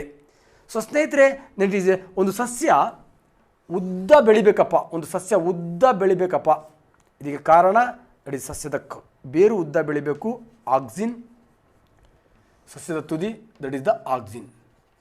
Okay, so simple. ಒಂದು ಸಸ್ಯ ದಪ್ಪ ಆಗಬೇಕಪ್ಪ ಅಂದರೆ ದಟ್ ಈಸ್ ಒಂದು ಕಾಂಡದ ಸುತ್ತಳತೆಯನ್ನು ಹೆಚ್ಚಿಗೆ ಮಾಡ್ತಕ್ಕಂಥ hormone that is the gibberellin. So ಅಷ್ಟೇ ಅಲ್ಲ ಸ್ನೇಹಿತರೆ, ಈ ಜಿಬ್ಬರ್ಲಿನ್ ಬೀಜ ಮೊಳೆಯುವಿಕೆಗೂ ಕೂಡ ಸಹಾಯ ಮಾಡುತ್ತೆ. ಏನು ಮಾಡುತ್ತೆ? ಇದು ಸಹಾಯವನ್ನು ಮಾಡುತ್ತೆ. ಸೊ ಸಿಂಪಲ್, ಒಂದು ಸಸ್ಯ ಉದ್ದ ಆಗಬೇಕು ದಟ್ ಈಸ್ ದ ಆಕ್ಸಿನ್, ದಪ್ಪ ಆಗಬೇಕು ಜಿಬ್ಬರ್ಲಿನ್. ಉದ್ದನಾದರೂ ಆಗಲಿ ದಪ್ಪನಾದರೂ ಆಗಲಿ ಜಲ್ದಿ ಆಗಬೇಕು ದಟ್ ಈಸ್ ದ ಸೈಟೋಕೈನಿನ್. ಹಾಗಾದರೆ ಯಾವುದೇ ಒಂದು ಏನು ಕೋಶಗಳಿದೆ ಅದರ ವಿಭಜನೆಯ ವೇಗವನ್ನು ಜಾಸ್ತಿ ಮಾಡ್ತಕ್ಕಂಥದ್ದು ದಟ್ ಇಸ್ ದ ಸೈಟೋಕೈನಿನ್ ಸ್ನೇಹಿತರೆ. ಸೊ ನೆಕ್ಸ್ಟ್ ಇದೆ ದಟ್ ಈಸ್ ಅಬ್ಸಿಸಿಕ್ ಆ್ಯಸಿಡ್. ಇದು ಸಸ್ಯಗಳ ತುರ್ತು ಪರಿಸ್ಥಿತಿಯ ಹಾರ್ಮೋನ್ ಅಂತ ಕರಿತೀವಿ. ಸಸ್ಯಗಳ ಎಮರ್ಜೆನ್ಸಿ ಹಾರ್ಮೋನ್ ಯಾವುದು? Abscisic acid. ಏನು ಸರ್ ಎಮರ್ಜೆನ್ಸಿ? ಒಂದು ಸಸ್ಯ ಬ್ಯೂಟಿಫುಲ್ಲಾಗಿ ಬೆಳವಣಿಗೆ ಆಗಿರುತ್ತೆ ಸ್ನೇಹಿತರೆ. ಸೊ ಬೆಳವಣಿಗೆ ಆದಾಗ ನೀವೆಲ್ಲ ಗೊತ್ತಿರ್ಬೋದು ಡೆಸಿಡಿಯಸ್ ಫಾರೆಸ್ಟ್ ಅಂದರೆ ಸೊ ಋತುಗಳಿಗೆ ಅನುಗುಣವಾಗಿ, ಸೊ ಮಳೆಗಾಲ ಬಂತು ಅಂದರೆ ಆ ಇಡೀ ಫಾರೆಸ್ಟ್ ಏನಾಗಿರುತ್ತೆ? ಹಸಿರಾಗಿರುತ್ತೆ. ಚಳಿಗಾಲ ಬಂತು, ಬೇಸಿಗೆಗಾಲ ಬಂತು ಅಂದರೆ ಆ ಫಾರೆಸ್ಟಲ್ಲಿರ್ತಕ್ಕಂತಹ ಎಲ್ಲ ಸಸ್ಯಗಳು ತನ್ನ ಎಲೆಗಳನ್ನು ಏನು ಮಾಡ್ಕೊಳತ್ತೆ? ಉದುರಿಸ್ಕೊಳತ್ತೆ. ಯಾಕೆ ಎಲೆಗಳನ್ನು ಉದುರಿಸ್ಕೊಳತ್ತೆ? ಯಾಕೆ ಅಂದರೆ ಚಳಿಗಾಲ ಆರ್ ಬೇಸಿಗೆ ಕಾಲದಲ್ಲಿ ನೀರಿನ ಪ್ರಮಾಣ ಕಡಿಮೆ ಇರುತ್ತೆ. ನೀರು ಕಡಿಮೆ ಇದ್ದಾಗ ಎಲೆ ಎಲ್ಲರೂ ಇತ್ತು ಅಂದರೆ ಎಲೆಯ ಮೂಲಕ ಆವಿಯಾಗಿ ಹೊರಗಡೆ ಹೋಗ್ಬಿಡತ್ತೆ. ಹೋದರೆ ಇಡೀ ಸಸ್ಯ ಏನಾಗುತ್ತೆ? ಸಾಯತ್ತೆ. ಸಾಯಬಾರ್ದು ಅಂಥ ಸಂದರ್ಭದಲ್ಲಿ ಇರೋ ನೀರಲ್ಲೇ ಬದುಕ್ಬಿಡೋಣ ಅಂತ ಎಲ್ಲ ಎಲೆಗಳನ್ನು ಉದುರಿಸಿ ಆ ಸಸ್ಯವನ್ನು ಸರ್ವೈವಲ್ ಮಾಡ್ತಕ್ಕಂಥ ಒಂದು ಬ್ಯೂಟಿಫುಲ್ ಹಾರ್ಮೋನ್ ಯಾವುದಪ್ಪ ಅಂದರೆ that is the abscisic acid. ಹಾಗಾಗಿ ಅಬ್ಸಿಸಿಕ್ ಆ್ಯಸಿಡ್ ಸಸ್ಯದ ಎಲೆಗಳನ್ನು ಉದುರಿಸಿ ರೇಟ್ ಆಫ್ ಟ್ರಾನ್ಸ್ಪಿರೇಷನ್ ಬಾಷ್ಪೀಕರಣವನ್ನು ತಡೆದು ಈ ಸಸ್ಯವನ್ನು ಆಪತ್ತು ಕಾಲದಿಂದ ಏನು ಮಾಡುತ್ತೆ ಅಂದರೆ ದಟ್ ಈಸ್ ರಕ್ಷಣೆ ಮಾಡುತ್ತೆ ಸ್ನೇಹಿತರೆ. ಅಷ್ಟೇ ಅಲ್ಲ ಸ್ನೇಹಿತರೆ, ನಾವು ಬ್ಯೂಟಿಫುಲ್ಲಾಗಿ ಒಂದು ಬೀಜವನ್ನು ಮಣ್ಣಲ್ಲಿ ಹಾಕಿರ್ತೀವಿ, ಮಳೆ ಸರಿಯಾಗಿ ಬೀಳಲ್ಲ. ಆ ಮಳೆ ಸರಿಯಾಗಿ ಬೀಳಿಲ್ಲ, ಮಳೆ ಬರೋವರೆಗೂ ಆ ಬೀಜ ಹಾಳಾಗದಂತೆ ನೋಡ್ಕೊಳ್ತಕ್ಕಂಥ ಒಂದು ಬ್ಯೂಟಿಫುಲ್ ಆಗಿರ್ತಕ್ಕಂಥ ಪ್ಲ್ಯಾಂಟ್ ಹಾರ್ಮೋನ್ ಯಾವುದಪ್ಪ ಅಂದರೆ ದಟ್ ಈಸ್ ಅಬ್ಸಿಸಿಕ್ ಹಾರ್ಮೋನ್ ಸ್ನೇಹಿತರೆ. ಹಾಗಾಗಿ ಅಷ್ಟೇ ಅಲ್ಲ, ನಮ್ಮ ಪತ್ರರಂಧ್ರಗಳ ಚಟುವಟಿಕೆಯನ್ನು ಕೂಡ ನಿಯಂತ್ರಣ ಮಾಡುತ್ತೆ. ನಾನು ಪ್ಲ್ಯಾಂಟ್ ಹಾರ್ಮೋನ್ಸ್ದೇ ಒಂದು ಬ್ಯೂಟಿಫುಲ್ ಕ್ಲಾಸ್ ಮಾಡ್ತೀನಿ, ಅವಾಗ ಹೇಳ್ತೀನಿ ಸ್ನೇಹಿತರೆ. That is abscisic acid. Last coming to the point, that is ನಮ್ಮ ಇಥಲೀನ್ ಆರ್ ಈಥೀನ್. ಸೊ ಸ್ನೇಹಿತರೆ, ಇದು ಬ್ಯೂಟಿಫುಲ್ ಹಾರ್ಮೋನ್ ಇಥಲೀನ್. ಎಕ್ಸಾಂಪಲ್, ನಮ್ಮ ಕಾಂಪಿಟೇಟಿವ್ ಎಕ್ಸಾಮ್ ಕ್ಲಾಸಸ್ಗಳಲ್ಲಿ ನಾನು ಇಥಲೀನ್ ಬಗ್ಗೆ ಚೆಂದ ಹೇಳ್ತಿರ್ತೀನಿ. ಏನು ಹೇಳ್ತೀನಿ ಅಂದರೆ, ಸೊ ಸಿಂಪಲ್, ಒಂದು ಬ್ಯೂಟಿಫುಲ್ ಗುಲಾಬಿ ಹೂ ಇರುತ್ತೆ. ಗುಲಾಬಿ ಹೂ ಅದು ಅರಳಿರಲ್ಲ. ನಾಳೆ ಬೆಳಗ್ಗೆ ನಮ್ಮ ಮಾವನ ಮಗ ಬರ್ತಾನೆ. ಅಥವಾ ಒಂದು ಬಾಳೆಹಣ್ಣಿನ ಗೊನೆ ಇರುತ್ತೆ. ಸೊ ಅದಿನ್ನೂ ಹಣ್ಣಾಗಿರಲ್ಲ, ಬಟ್ ನಾಳೆ ನಮ್ಮ ಮಾವನ ಮಗ ಬರ್ತಾನೆ. ನನ್ನ ಮಾವನ ಮಗನಿಗೆ ನಮ್ಮದೇ ಬಾಳೆಹಣ್ಣಿನ ಗೊನೆಯಿಂದ ಹಣ್ಣು ಕೊಡಬೇಕು. ನಮ್ಮ ಮನೆ ಇರ್ತಕ್ಕಂಥ ಎದುರುಗಡೆ ಇರ್ತಕ್ಕಂಥ ಗುಲಾಬಿ, ಆದರೆ ಪಾಪ ಇದು 4 ದಿವಸದ ನಂತರ ಅರಳೋ ಕೆಪಾಸಿಟಿ ಇದೆ, ಇದು 4 ದಿವಸದ ನಂತರ ಹಣ್ಣಾಗೋ ಕೆಪಾಸಿಟಿ ಇದೆ. ಆದರೆ ನಮ್ಮ ಮಾವನ ಮಗ 4 ದಿವಸ ಮುಂಚೆನೇ ಬರ್ತಾನೆ. ಹಾಗಾದ್ರೆ 4 ದಿವಸದ ನಂತರ ಇರೋದನ್ನು ಮುಂಚೆನೇ ಮಾಡಬೇಕಲ್ವಾ? ದಟ್ ಈಸ್ ಬೆಳವಣಿಗೆಯನ್ನು ಕುಂಠಿತಗೊಳಿಸ್ತಕ್ಕಂಥ ಹಾರ್ಮೋನ್ ಇಥಿಲೀನನ್ನು ಸ್ಪ್ರೇ ಮಾಡಿಬಿಟ್ರೆ ಸಾಕು ಸ್ನೇಹಿತರೆ. ದಟ್ ಈಸ್ ಬ್ಯೂಟಿಫುಲ್ಲಾಗಿ ಹೂ ಅರಳುತ್ತೆ.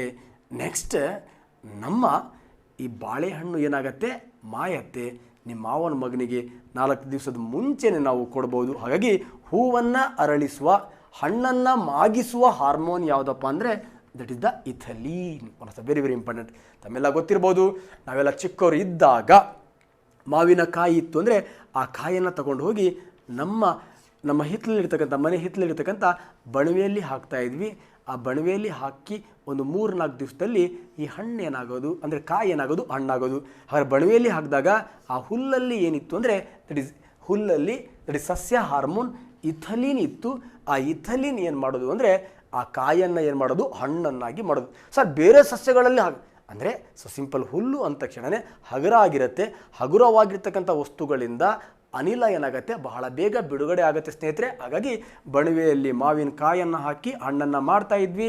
ಒಟ್ಟಾಗಿ ಹಣ್ಣನ್ನು ಮಾಗಿಸಲು ಹೂವನ್ನು ಅರಳಿಸಲು ನಾವು ಬ್ಯೂಟಿಫುಲ್ ಸಹಾಯವನ್ನು ಮಾಡ್ತಕ್ಕಂಥ ಸಸ್ಯ ಹಾರ್ಮೋನ್ ಯಾವುದಪ್ಪ ಅಂದರೆ that is the ethylene. So next one of the very important questions that is ಈ ಕೆಳಕಂಡ ಯಾವುದರ ಶೇಖರಣೆಯಿಂದ ಸ್ನಾಯುಗಳ ಆಯಾಸ ಉಂಟಾಗುತ್ತದೆ. ಸೊ ಈ ಕ್ವಶನನ್ನು ನಾನು ಲಾಸ್ಟ್ ಏನು PPT ಕಳಿಸಿದ್ದೀನಿ ಅದರಲ್ಲಿ ಹೇಳಿದ್ದೀನಿ ನಾನು. ಸೊ ಏನು ನಾವು ಊಟ ಮಾಡಿರ್ತಕ್ಕಂಥ ಆಹಾರ ಜೀರ್ಣ ಆಗಿ ಗ್ಲೂಕೋಸ್ ಆಗುತ್ತೆ. ಸೊ ಊಟ ಮಾಡಿರ್ತಕ್ಕಂಥ ಆಹಾರ ನಮ್ಮ ದೇಹದಲ್ಲಿ ದಟ್ ಈಸ್ ಸಣ್ಣ ಕರಳಿನ ಮೂಲಕ ಗ್ಲೂಕೋಸ್ ಆಗಿ ರಕ್ತಕ್ಕೆ ಬರುತ್ತೆ. ಸೊ ನೆಕ್ಸ್ಟ್ ಉಸಿರಾಟದ ಮೂಲಕ ಇದು ಪೋಷಣೆಯ ಮೂಲಕ ನೆಕ್ಸ್ಟ್ ಉಸಿರಾಟದ ಮೂಲಕ ರಕ್ತಕ್ಕೆ ದಟ್ ಈಸ್ ಆಕ್ಸಿಜನ್ ಬರುತ್ತೆ. ಈ ಆಕ್ಸಿಜನ್ ಗ್ಲೂಕೋಸನ್ನು ತಗೊಂಡು ನಮ್ಮ ರಕ್ತದಲ್ಲಿರ್ತಕ್ಕಂಥ RBC ನಮ್ಮ ದೇಹದಲ್ಲಿರ್ತಕ್ಕಂತಹ ಜೀವಕೋಶಕ್ಕೆ ಹೋಗುತ್ತೆ ಸ್ನೇಹಿತರೆ. ಹಾಗೆ ಜೀವಕೋಶಕ್ಕೆ ಹೋದಾಗ ಕೋಶ ಪೊರೆಯ ಒಳಗಡೆ ನಾವು ನಮ್ಮ RBC ಗ್ಲೂಕೋಸನ್ನು ತಗೊಂಡು ಹೋಗಿ ಕೋಶ ದ್ರವ್ಯದ ಒಳಗಡೆ ಹೋದಾಗ ಈ ಗ್ಲೂಕೋಸ್ ನಮ್ಮ RBC ಗ್ಲೂಕೋಸ್ ಏನಾಗುತ್ತೆ ಇಸ್ ಪೈರುವೇಟ್ ಆಗುತ್ತೆ ಸ್ನೇಹಿತರೆ. ಈ ಪೈರುವೇಟ್ ಆಗಿ ಒಳಗಡೆ ಹೋದ ನಂತರ one of the very important ಅನೇಕ ಕ್ರಿಯೆಗಳು ನಡೆಯುತ್ತೆ. ಸೊ ಸಿಂಪಲ್ ದಟ್ ಈಸ್ ಅದನ್ನು ನಾನು ಬ್ಯೂಟಿಫುಲ್ಲಾಗಿ ಹೋದ ಸ್ಲೈಡಲ್ಲಿ ಎಕ್ಸ್ಪ್ಲನೇಷನ್ ಮಾಡಿದ್ದೀನಿ ಸ್ನೇಹಿತರೆ.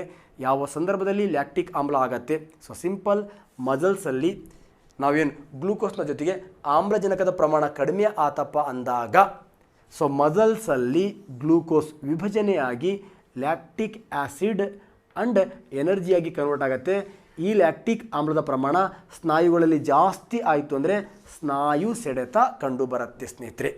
ಸೊ ಸ್ನೇಹಿತರೆ ನಾನು ಈ ಸ್ಲೈಡನ್ನು ಮತ್ತೆ ಯಾಕೆ ಹಾಕ್ಕೊಂಡೆ ಅಂದರೆ ಯೂರಿಕ್ ಆ್ಯಸಿಡ್ ಹೇಳಿಲ್ಲಲ್ಲ ಅಂತ ಕನ್ಫ್ಯೂಸ್ ಆಯಿತು, ಅದಕ್ಕೆ ಹಾಕ್ಕೊಂಡೆ ಸ್ನೇಹಿತರೆ. ಯಾಕೆಂದರೆ ಯೂರಿಕ್ ಆಮ್ಲನೂ ಕೂಡ ಕೇಳಬಹುದು.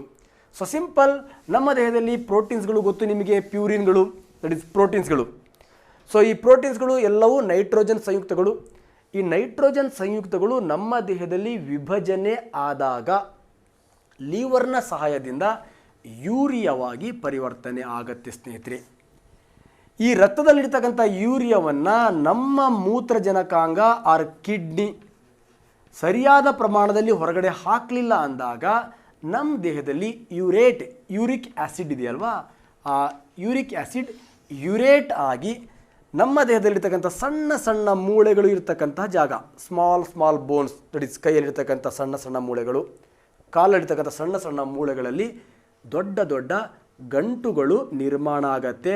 ಈ ಗಂಟುಗಳಿಗೆ ನಾವೇನಂತ ಕರಿತೀವಿ, ಗೌಟಿ ಅಂತ ಕರಿತೀವಿ ಸ್ನೇಹಿತರೆ. ದಟ್ ಇಸ್ ಗೌಟ್ ಅಂತ ಕೇಳ್ತೀವಿ, ಗೌಟ್ ಸಂಧಿವಾತ. ಸೊ ಈ ಎಕ್ಸಾಮಲ್ಲಿ ಕೇಳ್ಬೋದು.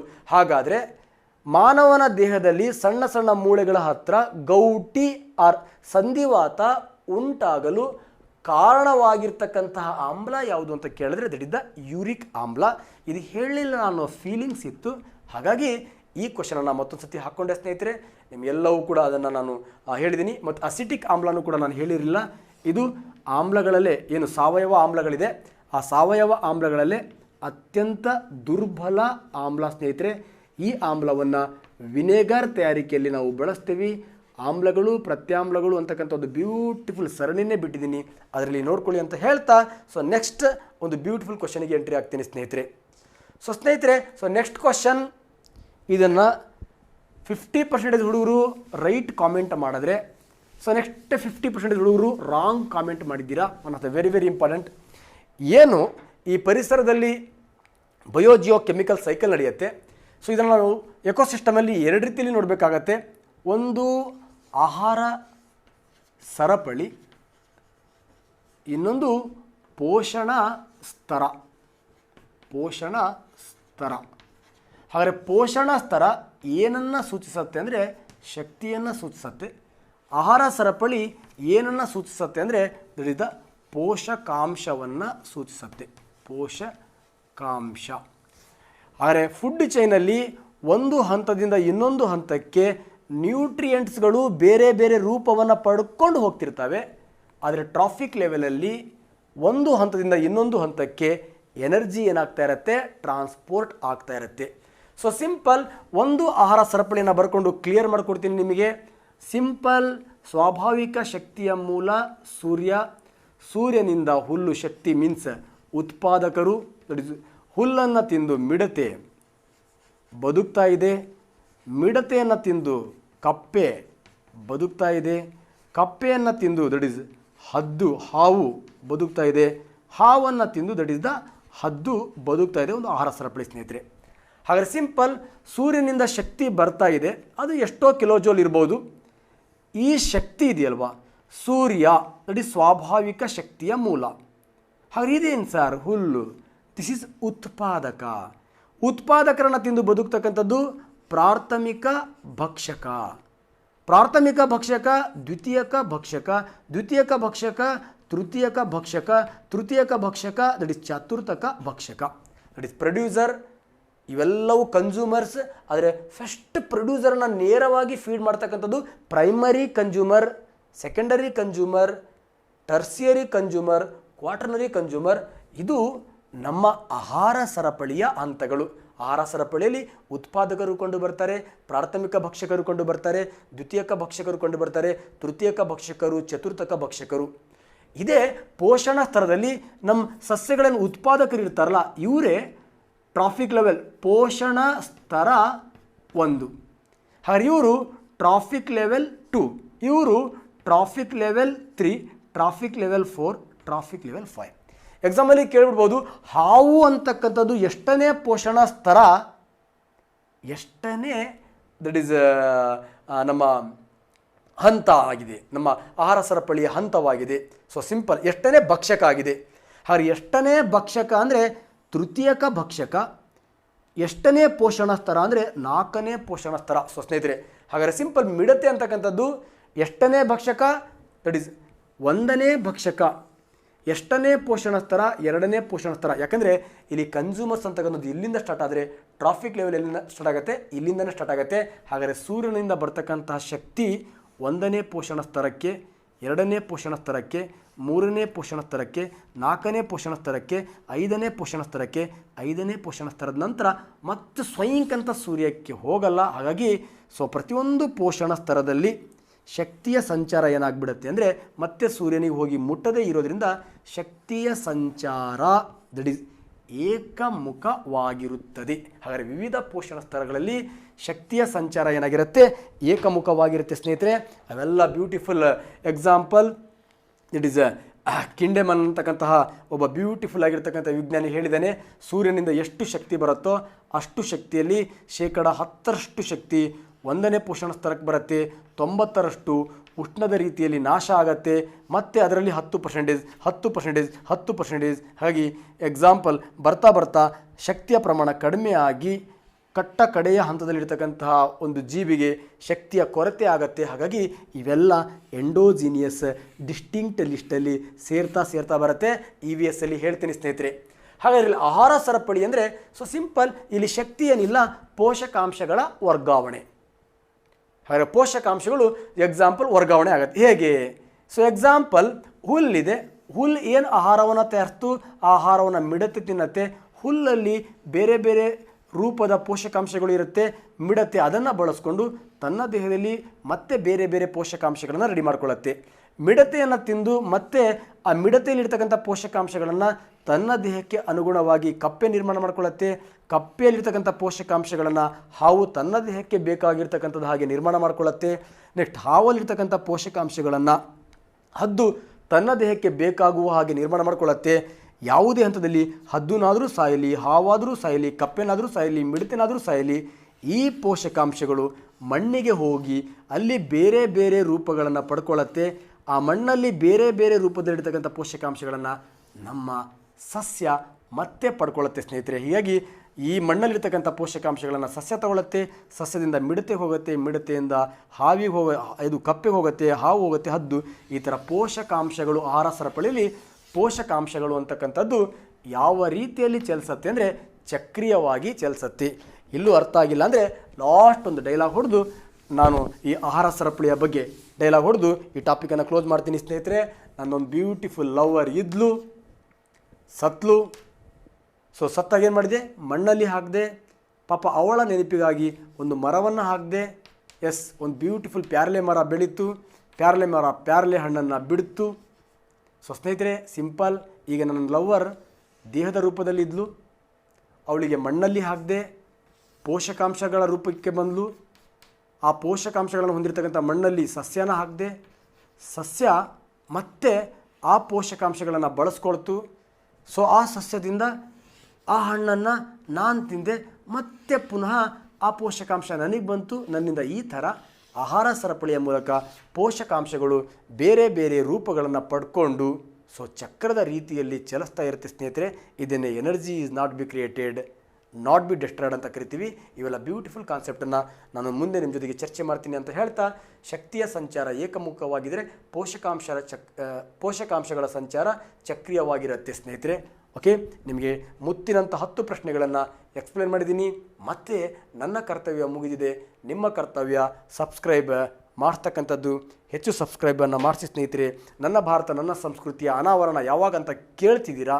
ಸೊ ಯಾಸ್, ಆ ಅನಾವರಣವನ್ನು ಮಾಡ್ತೀನಿ ಸ್ನೇಹಿತರೆ. ಆದರೆ ಸಬ್ಸ್ಕ್ರೈಬ್ ರೇಟನ್ನು ಜಾಸ್ತಿ ಮಾಡಿ. ವಂದನೆಗಳು. ಸೊ ನಮ್ಮ ಟೀಮ್ ನಿಮ್ಮ ಜೊತೆಗೆ ವಿವಿಧ ಪ್ಲಾಟ್ಫಾರ್ಮಲ್ಲಿ ಇದೆ. ಯಾವ್ಯಾವ ಪ್ಲಾಟ್ಫಾರ್ಮಲ್ಲಿ ನಮ್ಮ ಟೀಮ್ ಇದೆ ಅನ್ನೋದನ್ನು ಸರ್ಚ್ ಮಾಡಿ ಅಲ್ಲೆಲ್ಲ ನಮ್ಮ ನಾಲೆಡ್ಜ್ಗಳನ್ನು ಬಳಸ್ಕೊಳ್ಳಿ ಅಂತ ಹೇಳ್ತಾ, ನಮ್ಮ ನಾಲೆಡ್ಜ್ಗಳನ್ನು ಬಳಸ್ಕೊಳ್ಳಿ, ನಿಮ್ಮ ನಾಲೆಡ್ಜ್ಗಳನ್ನು ಬೆಳೆಸ್ಕೊಳ್ಳಿ. ಬ್ಯೂಟಿಫುಲ್ ಭಾರತವನ್ನು ಬ್ಯೂಟಿಫುಲ್ಲಾಗಿ ಕಾಪಾಡಿ. ಎಲ್ಲರಿಗೂ ಭಗವಂತ ಒಳ್ಳೇದು ಮಾಡಲಿ. ನಮಸ್ಕಾರ.